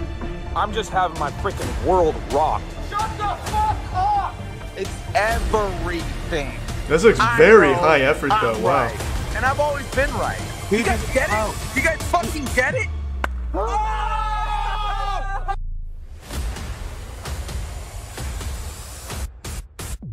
Damn, the amount of effort that seems to have gone into that is wild. It says parody? What, where? Oh, god damn it! Well, I mean, I think it was pretty clear. But, yeah, I should have just seen this right away and not got excited. So the Harvard Globeheads. Phase Rug Gatorade in Windex bottle prank? Tell me if it's fake or not. Alright, I don't have to watch it. I can tell you it's fake. Phase Rug is in the fucking title. What do you mean? I'll watch it for a couple seconds just to confirm, make sure I'm on the right track here. I don't want to be wrong. But I can tell you it's definitely fake. What's going on, guys? Phase Rug. I know her reaction is going to be funny. It's going to be so fun to do. And oh god. I'm actually scared to do this. And I'm gonna ask her if she needed help cleaning. That's nice of you. Got something? Did you really fucking drink him now and that? Come on, you should look. It looks, my mom got so scared. You were on. It's fake. That's probably enough FaZe Rugs content for the whole year, in fact. We just reached the limit. Watch the Glico-Morinaga Incident, Japan's greatest unsolved mystery. Explore the Glico-Morinaga case and its perpetrator, the monster with 21. That's a cool title, I'm in. Izaki legacy, but nothing could have prepared him for the night of March 18th, 1984, or the subsequent nightmare that would last nearly a year and a half after that. At approximately the two men first happened upon Mrs. Izaki and one of the couple's 3 children. This is not what I was expecting at all. They were both bound. Meanwhile, Katsuhisa, hearing the commotion, tried to remain unnoticed in the nearby bathroom with his 2 other children, but his efforts were ultimately in vain. Do but wait. A ransom request was made the very next morning, with the unidentified assailants asking for the equivalent of $4.3 million, along with 220 pounds of gold. Damn! A staggering amount for anyone, but one that would ultimately never have to be paid. Just 3 days later, Katsuhisa managed to escape completely unharmed, revealing to both police and the public that he'd been held in a warehouse in nearby Ibaraki City, not far from his own company's headquarters. Puzzlingly enough, the CEO also claimed that he managed to finally escape because he, for some reason, had been left unmonitored. Almost a month after the taking of Katsuhisa Izaki, more bizarre events began to unfold for Glico. On April 10th, a number of vehicles outside the company HQ were inexplicably set on fire in a suspected arson case. What the fuck is going on with Glico? A week later, Jesus, a container they're full of haunted. hydrochloric acid was located in one of Glico's buildings. Both Glico and local Osaka media received letters claiming that cyanide-laced packs of the company's candy would be placed on store shelves. The letters signed by a person or group choosing Damn, to this be is like the called actual the Zodiac killer. Monster Like, with 21 he must have faces. fled the States and then went The here name to many torment the assumed chocolate was guy. taken from the works of mystery writer Glico and the Ramon Chocolate Ogawa, Factory. specifically a character known as the Monster or Fiend with 20 faces. It goes without saying that what happened next here was mass panic, and of course for good reason. Now, despite all the damage, however, no poison candies were actually found. Meanwhile, investigators were scrambling to crack the case, but the so-called monster with 21 faces was slippery, and they knew it. As this was all going on, the letters did not stop. Many that were sent to the media were addressed directly to Japanese police, who the monster described as stupid and incompetent. Oh, hey, that's hey, let's not be rude. What the fuck? Frustrated with police, they're doing their best. The vehicle was gray and that they'd entered Glico's factory via the front gate in order to plant the container filled with acid, which they claimed was originally street garbage. The letters themselves. Imagine being so incompetent at your job that the criminals you're trying to catch are just openly giving you hints to make it more fun for them. Because you can't figure it out on your own. Solid clues as to the monster's identity, aside from the fact that they seemed local based on the dialect that was used. There did, however, appear to be one possible break in the case after Glico's products had been recalled. Oh! This man was spotted on CCTV, seemingly placing something onto a store shelf. We got him! It is a bit difficult to make out, but the man here is wearing a business suit and glasses, along with a Tokyo Yomiuri Giants baseball cap. Oh, I actually thought that was a New York Yankees cap for a second, I'm not gonna lie. Footage associated with this case, but whoever is depicted in it, the so-called videotaped man, has never been identified or even formally connected to the person or group who calls themselves the Monster with 21 Faces. On June 26, at the height of all the chaos and confusion, something even more bizarre took place. Oh god. Another letter had turned up, but this time it was a love letter. That the monster was done with Glico. The note, addressed to the people of Japan, said the president of Glico has already gone around with his head hanging down long enough. We would like to forgive him. Japan has gotten terribly hot and humid, so when our work is done... Yeah, maybe I'll check that one out next, Raiden. Geneva, Paris, London, we'll be in one of those places. Let's bring Pocky, the traveler's friend. Delicious Glico products. We're eating them too. See you in January of next year. And it even came without any money being exchanged. This, of course, would seem yeah, they haven't made a single fucking dime from this shit. If not for the fact that the monster really hadn't stopped at all. In fact, it had already started targeting other brands, including one Marudai food company, with much the same tactics it had already used with Glico. Once again, ransom was demanded in exchange for peace, and unlike Glico, Marudai was ready to comply. Oh no! But with a catch. On June 28th, just 2 days after the Why comply? They clearly just gave up last time. With Glico, said man was described as having a larger build, short hair, glasses, and most notably, eyes said to resemble those of a fox. The undercover cop was instructed so you sent a cop that was high. A white flag, the signal to drop the money. But since that flag never appeared, the cop continued on the route until its eventual end in Kyoto. He was only there long enough to hop on the next available train back to Osaka, and sure enough, the fox-eyed man boarded the exact same train. This time, the monster wasn't bluffing.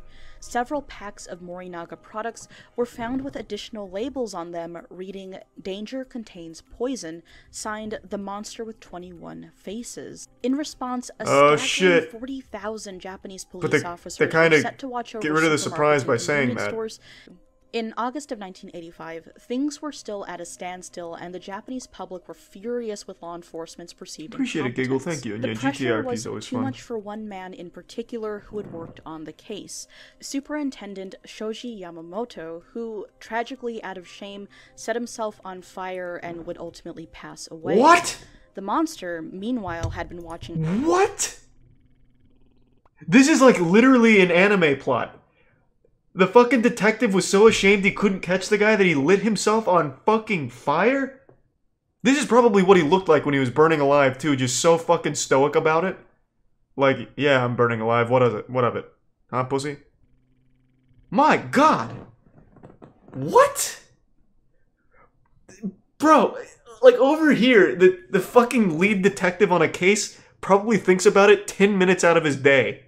And meanwhile, this guy was so consumed by it and so disappointed he couldn't crack it, he lit himself on fucking fire. We decided to give our condolences. We decided to forget about torturing food-making companies. If anyone blackmails any of the food-making companies, it's not us, but someone copying us. We are bad guys. That means we've got more to do other than bullying companies. Kind of a lame note, not gonna lie, kind of lame. But even so, people were still left with no answers, no real reason for why all this... So, this is fucking crazy. So the guy lit himself on fire, and that was such a profound statement that the criminals just stopped. So this guy, like, he must have seen the strings that attached everything. He must have cracked the fucking code. By lighting himself on fire, he solved the case, but he lit himself on fire because he couldn't solve it. So the act of the self-immolation ultimately solved the case. This is crazy. And there, man, what a story. And the criminals also had so much honor that they respected him so much that they just quit. It almost comes off like the monster with 21 faces didn't actually want to hurt anyone or even make money for that matter. Why place labels on tainted goods? Why not actually collect on the money? Why leave the CEO unmonitored, which allowed for his escape? That we don't know. In the end, we're never going to know what the monster really wanted. Was it to make a point to society or to play out his very own detective fantasy in real life? The answers remain unclear, but what's troubling to think about is that the monster with 21 faces could still be alive today, and much like the Fiend, the monster remains unseen. Thank you. That was great, but what an I can't help but feel like it's all wasted. So like the guy, the team behind the monster with 21 condoms, like they did something crazy. Like, they did something nuts, and no one will ever know who it was. So that group, or that maybe one person, they can never fucking brag about it. They can never be like, I'm a genius. Like, this guy probably sits at the dinner table with his family or his friends, he's like, yeah, I'm fucking smart as shit. And then he can never prove it. Because he can't just be like, yeah, I'm the monster with 21 faces or whatever. Such a waste. You did something nuts and no one will ever know. Except you. You yourself are the only one that will know. Shame.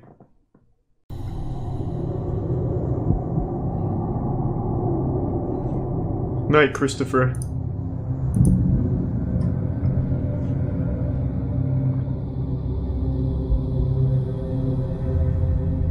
A weekly internet show, the Atheist Experience has run for over a decade, and generally sees the host debate with various callers over different religious matters. However, during a seemingly regular, if not slightly intense call in 2014, there was a sudden bizarre and downright chilling moment live on air. That's just a silly argument. I mean, I understand. I agree with you. I'm just trying to get at why it's a silly argument.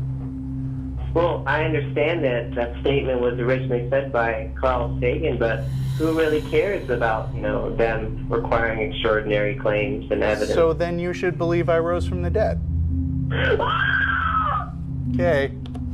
I terrified her with my awesome logic. Apparently.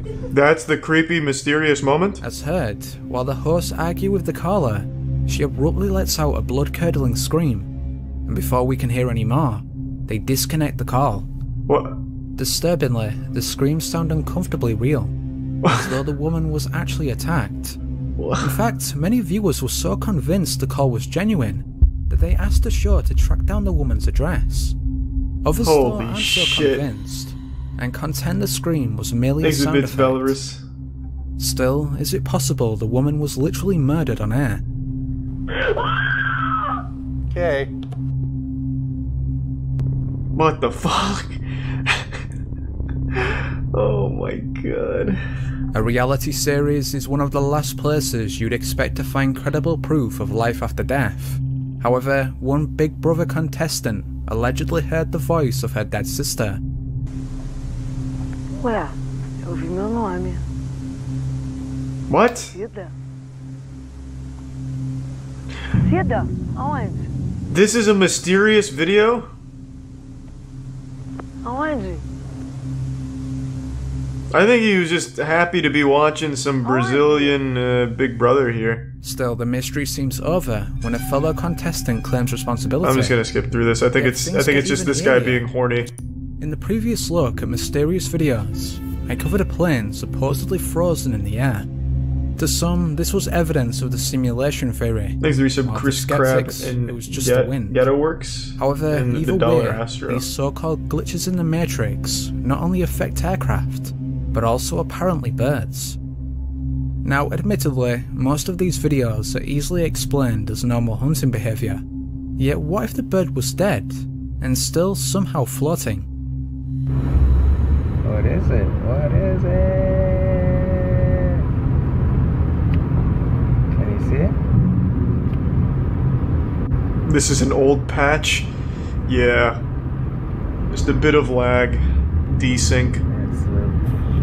What the hell is that?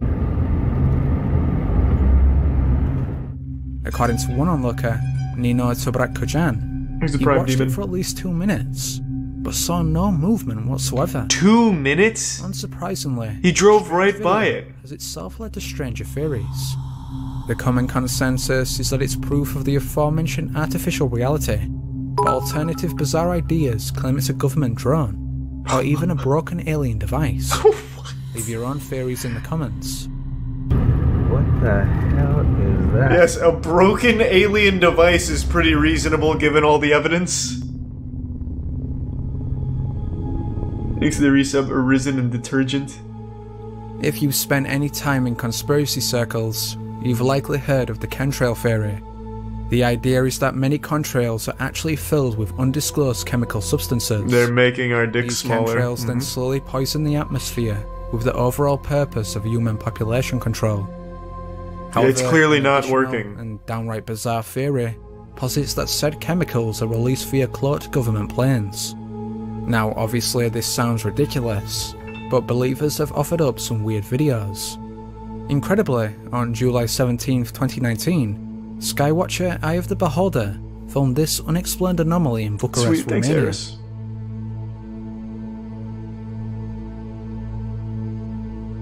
Yeah, I know, I love these things, Mafia. Thanks to the resub, Maddie. And yeah, True Colt.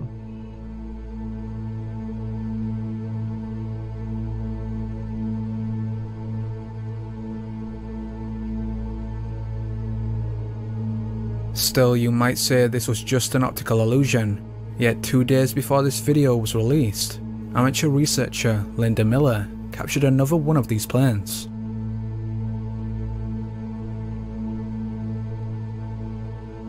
Thanks to the resub, Varus.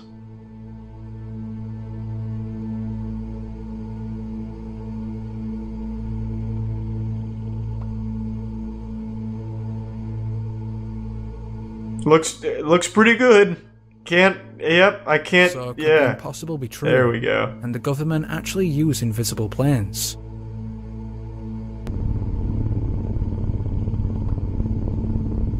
Thanks to the resub, Clorox in the Prime Stick. Hidden in the remote Monitor Valley of Nevada lies the boiling hot spring Diane's Punch Bowl. Such extraordinary heat has led to the alternative name Devil's Cauldron. But I've could heard of there be that. an additional and darker reason for this? Oh. One person who may have stumbled upon the answer is the channel Texrax. For years, they've tested the durability of multiple pieces of technology via different extreme situations. As such, the boiling cauldron was a perfect place to test the survival capabilities of the iPhone 11. Okay guys, so check it out. Thanks to resub, Otis. We're gonna slowly but surely dip it straight in the water. Still, the Alright, I'll check it experiment out. seems like a flop with Texrax's first test.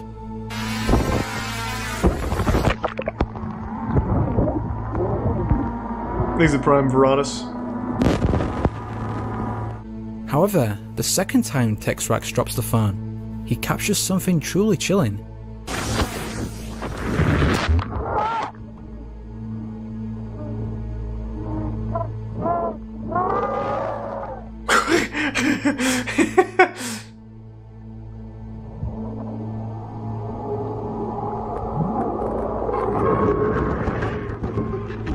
Wow, what the fuck? It's demons!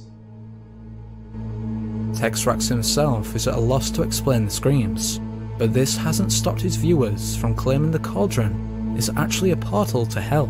Now obviously this theory is speculative at best, but there's no doubt the sounds are unusual. So what's really the answer? Be sure to let me know. It goes to hell. What do you mean? We got the answer. What the fuck are you talking about? You heard the screams. Demons are always screaming in the world hell. of UFO research, some self-proclaimed hunters often analyze. It's not the drone. It was fucking demons. Unfortunately, for the most part, they're left with blurry pictures of normal space phenomena. However, every now and then, the cameras pick up something that shouldn't be there. In the Prime, the most recent example of this was on February 19th, 2020, when ufologists spotted this bizarre object. I'm sorry to hear that, Bear.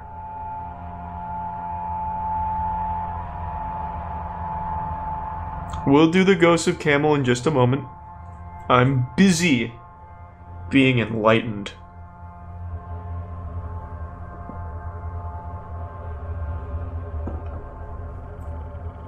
Thanks, resub, Crimpy.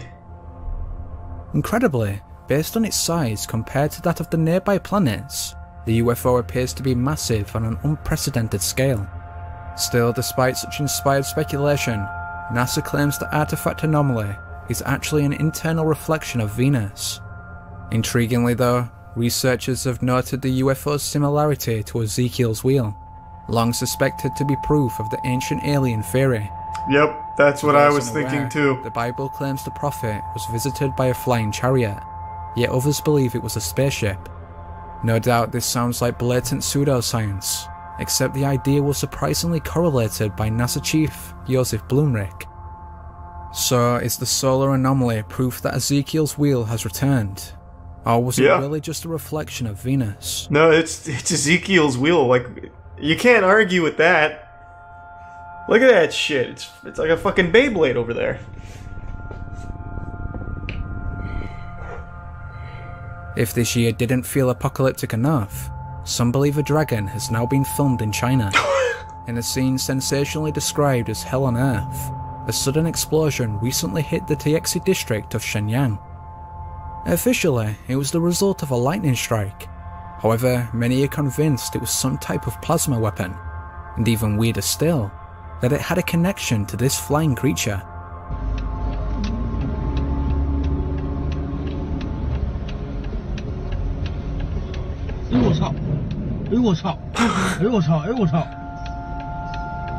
Wow.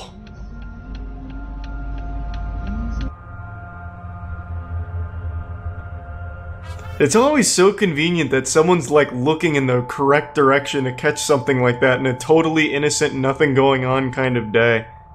I always just find that really lucky, just how lucky we are to get those kind of angles, because he's clearly holding his phone. Seriously, he just decided to start recording while driving over by those buildings doing nothing. Like a dragon silhouette behind the apartments. Covered by multiple cameras, skeptics have claimed it's merely a piece of plastic debris, yet it seems to flap its wings.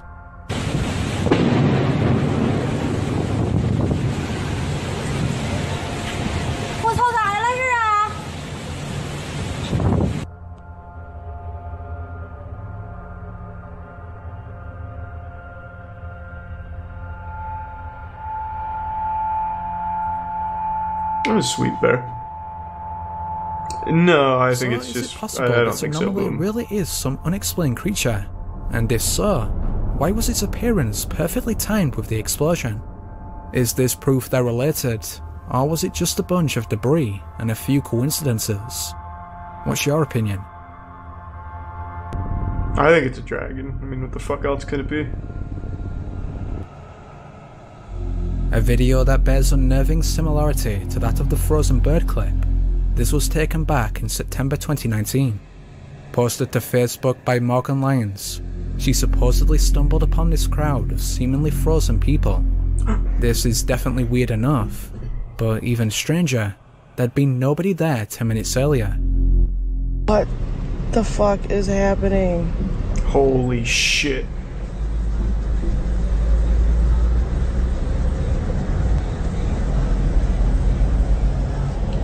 The NPCs, their code is fucked up.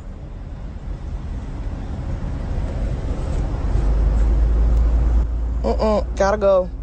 Get me out. Now this is certainly mysterious, but could there be a simple explanation? According to some comments, the group is a class from Dr. Joe Dispenza's meditation retreat, in which participants stand completely still in order to become fully immersed in the experience. However, others remain skeptical of this, and question why they would freeze in such uncomfortable positions, as well as why some members are stood nowhere near each other. Additionally, viewers state that they couldn't all stand still without at least some instance of movement. So if the people aren't from the meditation retreat, could it perhaps be an elaborate prank? Or as a few far-out theories postulate, further evidence of the simulation hypothesis? I think simulation. Gotta go. Get me out. You didn't see one moving. That was an illusion to hide the malfunctioning simulated Earlier this universe. year, the city of Bryan, Texas was rocked by a horde of banshee-like screams, and although officials blamed the pressure release valve, many residents I have seen that phase, and thank you. Explanation. One of these Thanks, is Daniel so Robb, cool. who was one of the first to record the screams. According to Robb, they apparently started around 8:30 in the midst of an unusually powerful thunderstorm, and continued for an hour. There's a sound screaming, it's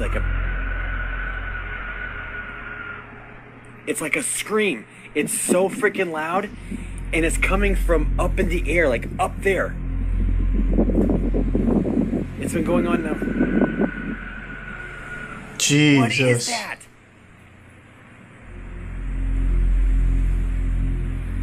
I swear I saw like this thing when the lightning was flashing a second ago. What the fuck? This one was a real thing? What did it turn out to be? In fairly regular intervals, with an odd mixture of vibration sounds and shrieks. Most inexplicably, they seem to be extremely loud, and yet somehow far in the distance.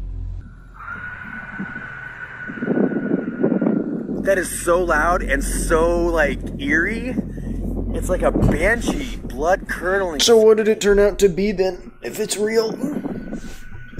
There it is again. It's Zapdos? That's kind of what I was thinking. What is that? Fortunately, however, resident Rusty Eppolida was able to get a much more close-up recording. Unfortunately, his video only makes the screams that much more creepy. Uh-oh.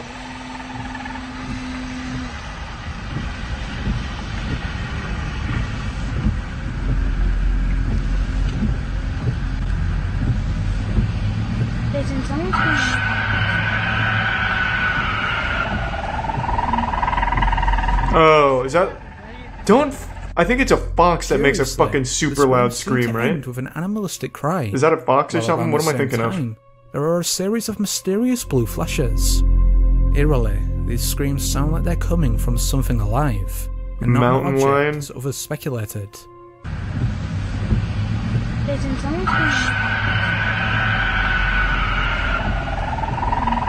Thanks to resub, Maddie. So what was responsible? True boom, it could be. For now we don't know, but the answer probably lies in Rob's other two videos. Interestingly, the earlier clip shows the Air Force responding to an unidentified object, in the exact same location where he later captured the screams.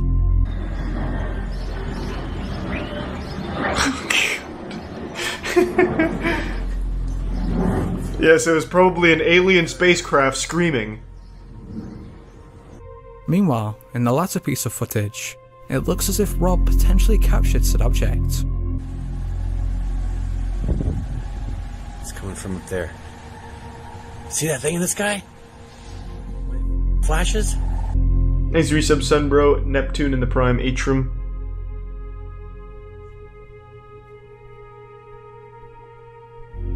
What was this UFO? A weather modification device as has been suggested? Or is there a more darker outlook? It's not a cloud. It's a witch. So what does a mountain lion scream sound like?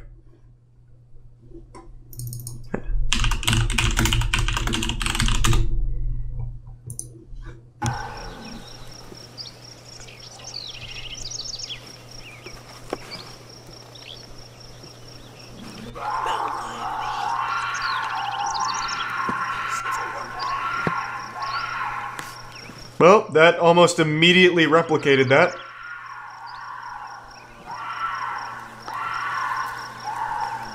That took the quickest YouTube search of all time. That's pretty fucking close. What does a fox scream sound like? I know these screams are fucking crazy. Nice. This one?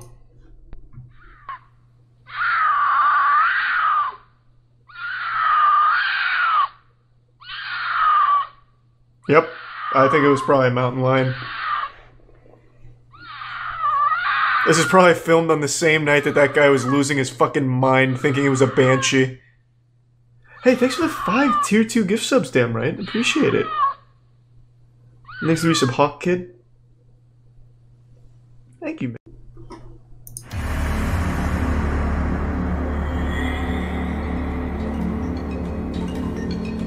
Every week sees the release of multiple mysterious videos. However, some of these defy explanation. So, from a Mexican witch to a violent ghost, join us.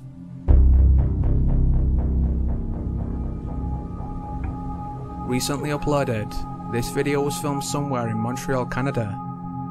The videographer films the moon on a daily basis. However, in his latest look, he apparently captured these UFOs. Those aren't UFOs, they're beans, idiot. Clearly one of the astronauts just dropped them from orbit, with the ISS. Based on the size of their shadows, they would have to be massive.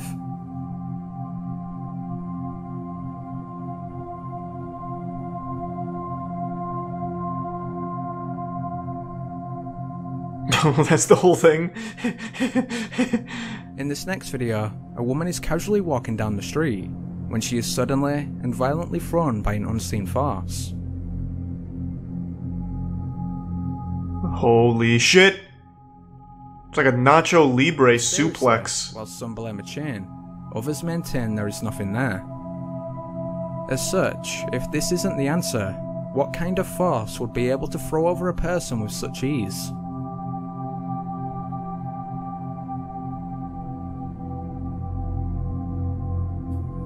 In recent years, the phenomena of frozen planes has become a hot topic among paranormal enthusiasts. Usually credited to the simulation theory, most of the videos can be explained. However, this one continues to puzzle viewers. Shot by Atlanta resident Sebastian Barajas, it shows a private plane frozen in midair. Thanks to Tier 1 Imleko. The resub Sosuko.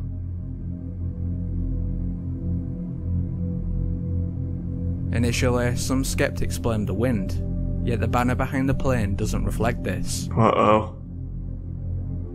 We do have ourselves a real mystery afoot. Who hacked the plane? Eventually, after over a minute, the plane finally resumes its flight. But what caused it to freeze in the first place? Probably just a server issue, I don't know. Little is known about this next video, although it's believed to have been filmed in Russia. If that is the case, then this father and son may have captured the Almasty, the Russian Bigfoot.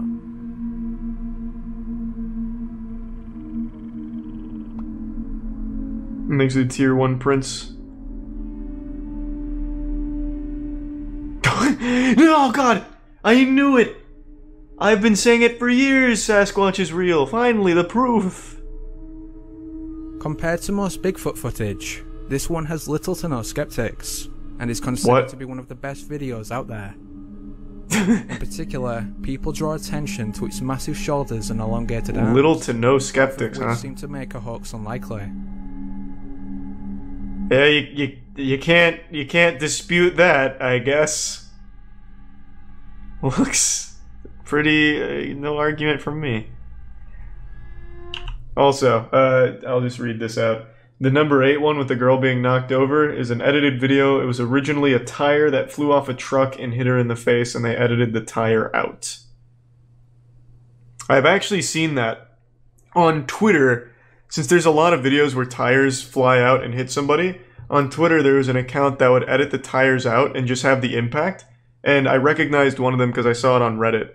They had edited out the tire on someone that was walking down the sidewalk and gets hit in the back and just like fucking flies forward. They edited the tire, and the entire like skeptic community on Twitter was like, see, fucking proof that something is afoot in our simulated universe.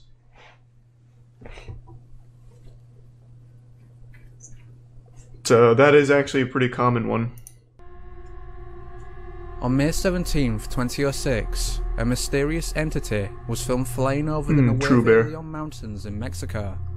According to those who captured the video, it appeared to be wearing a cape, an observation that led to theories it was a witch. Is this? What am I looking at? A microscope? What the? Yes. Now I see it. That is, without a doubt, a witch. Eerily, in support of this claim, 2 policemen revealed that they had seen a similar or identical witch that same day. Una persona vestida de negro. Thanks, Resubs Quanto. Con plumas, 2 garras negras, así negras. Not tonight though, Q. We just caught up like literally 3 nights ago. La veo así, pero ella iba agachada. Entonces me hago para atrás, me meto otra vez al cuarto donde estaba. Thanks, Resub Meat Strips, Fizzle, Gift Sub Prince, and Prime Dakota. Una noche cuando vigilaba este lote de autos, recibió la visita de 2 seres que volaban sobre el panteón de Santa Catarina, ubicado a espaldas del cerro donde fue grabada la enigmática figura. 2 años antes, Leonardo Samaniego realizó un encuentro similar. Curiosamente, thanks, Resub Logan. era un policía. One thing I've wanted to do is create one of these things. Like, I'd like to have Mark Rober whip up like a really convincing paranormal flying thing, and then just fly it around like, I don't know, some city, and see how many people pick up it, like, believing it's real. However, some skeptics maintain that the supposed witch is actually just a bunch of balloons, yet those who saw it are insistent it was supernatural. I think that's illegal. What, to convince people that the fucking witches exist? In multiple public hero videos, thanks for the gift sub TDL. Seems to depict the close call rescue of a bystander. However, when researchers look closer, what seemed like an ordinary fall now appeared to be the result of paranormal interference. What? Eerily, when zoomed in, you can see a faint apparition, one that seems to actively push the bystander. Okay. Yes. Ah, of course it's an apparition. What else would it be?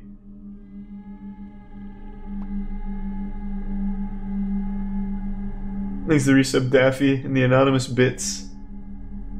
Skinwalker Ranch. Yep, that sounds like actual serial killer shit. I can't watch that on Twitch. It stays in place for a few seconds before disappearing.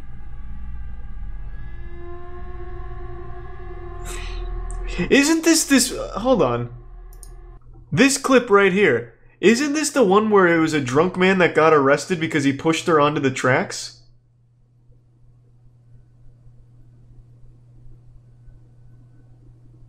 That's this video, isn't it? Holy shit, hold on. That wasn't long ago.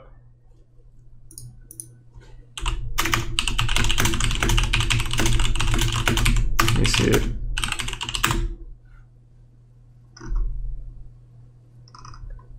Where was it? There was a drunk homeless man, if I remember right, that pushed her onto the tracks. Or it could be a different one. But let's see.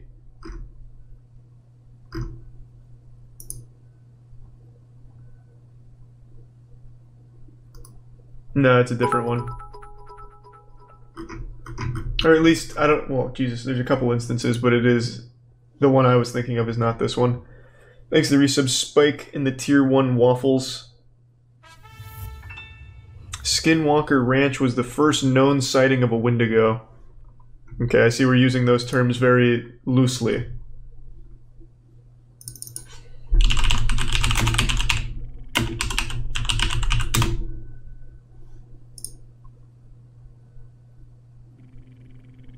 There's a Tier 1 Emily drones and the bits Aussie and Cinder. Thank you. Yeah, I mean, I'll queue it up. But I'm trying to find this because I'm pretty sure this video is... I'm pretty sure it was a guy that pushed her because this looks very familiar.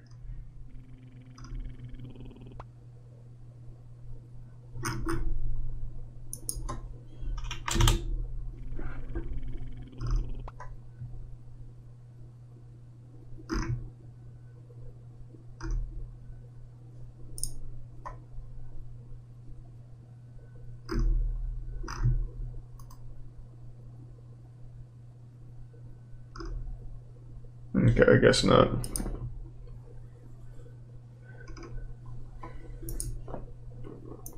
Must have been a ghost.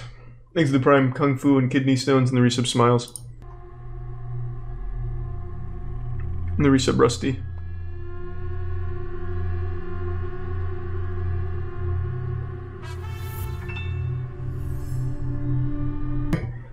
It's not like a ghost thing or anything, that's just kind of interesting. I've never heard that theory. Who was that? Al Duce? Is that even a real thing? El Duce. Eldon Hoke. After the body of frontman Kurt Cobain was discovered in the greenhouse of Cobain's Lake Washington home, Hoke began making the claim that Cobain's wife, Courtney Love, had offered to pay him to kill Cobain. Hoke promoted his story in such media outlets as Jerry Springer, Inquirer, and Nick Broomfield's documentary Kurt and Courtney. In 1996, Hoke passed a lie detector test when claiming that Love had offered him $50K to kill Cobain. In 1997, Duche, I don't know how to say it, it's whatever, again claimed that Love offered him $50K to whack Cobain. Claimed that he knew who did kill Cobain, giving the name Alan, and some people think it was Alan Rinch, but he said he would let the FBI catch him.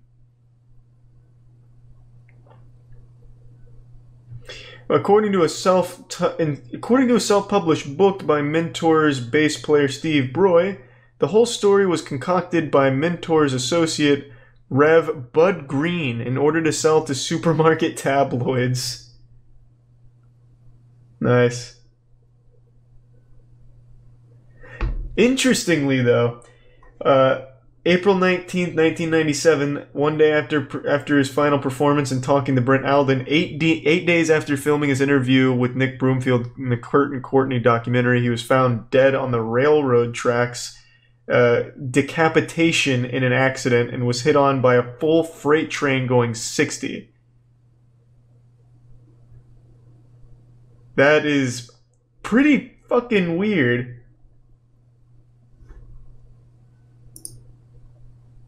Thanks to the Prime Ram and the resub Drobes. Day's been alright, Bear. Hope you've done well.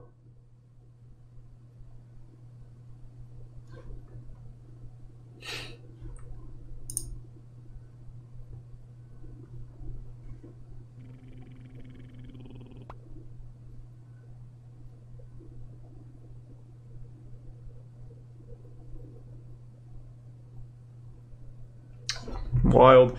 According to the documentary made about, or autobiography made about El-Douchi, there were people on the track, on the other side of the tracks that called out to him, and he went over to meet them and got stuck.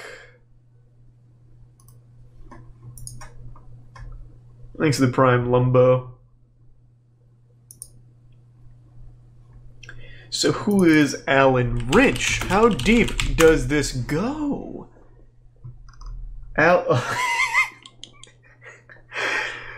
What a fucking unfortunate name. Alan Wrench just of course brings me Alan Wrenches to buy. I see. So he doesn't want to be found. That crafty Alan Wrench. Damn. Alright, I'll do Alan Wrench Cobain. Alright.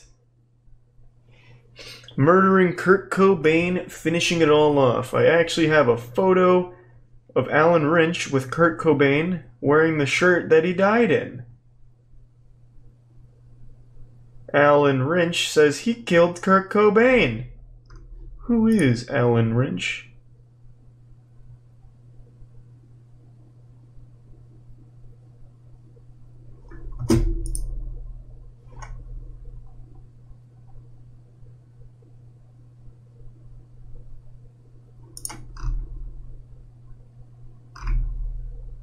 Yeah, there's not a whole lot about Alan Wrench.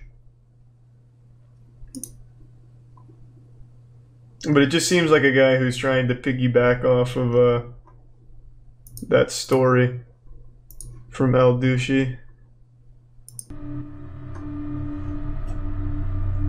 Whilst most have heard of the mainstream 9/11 conspiracies, one controversial theory proposes that United 93 was actually empty when it crashed. Supposedly, the passengers well, this one's just really fucking disrespectful. Subsequently murdered. To prove this video, years before its release, in December 2009, these two videos were uploaded to YouTube. Shot in Moscow, they appear to show the same pyramid-shaped UFO. After the release of this footage, sections of the pyramid went quiet. Then in 2018, this UFO was caught above the Pentagon. Holy shit. Mysteriously, around the same time, this leaked video found its way online, allegedly taken at a UN closed meeting in New York. Thanks to Tier 1 Pool and the Tier 1 Boom. The Pentagon Pyramid was extraterrestrial in nature. Interestingly, she is now identified as Alaya Prokofyeva, the real founder of the private space company, Galactica. What?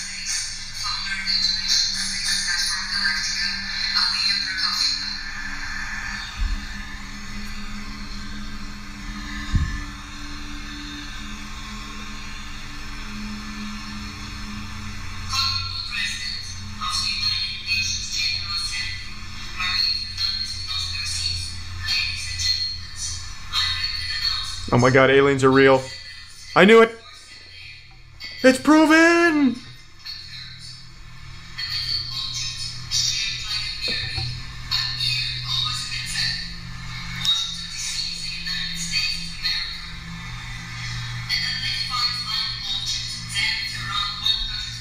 Would a triangle really be the best shape for their ships, though?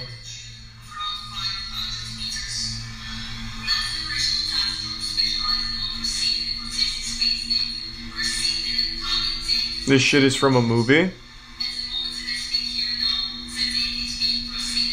Thanks, Resub Leo.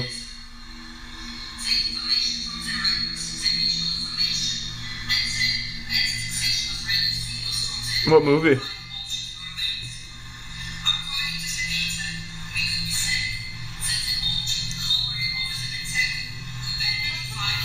I think it's a Prime Crown.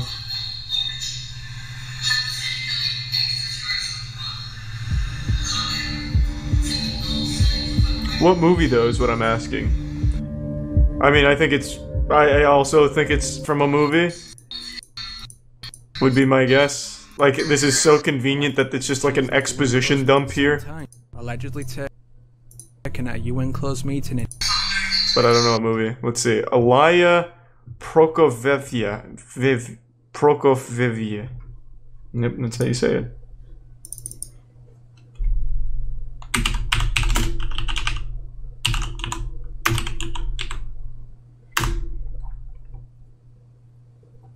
Alaya Prokofyevya, founder, CEO of Human Cosmos. The only thing I find is her, like, LinkedIn pages. Everything I find about her is her posting about herself.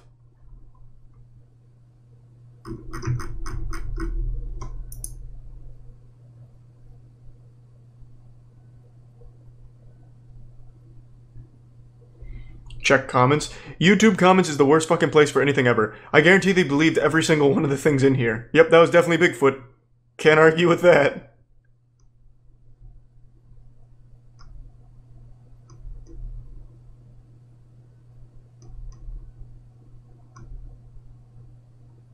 Well, never mind, actually. Most of them are just calling it out.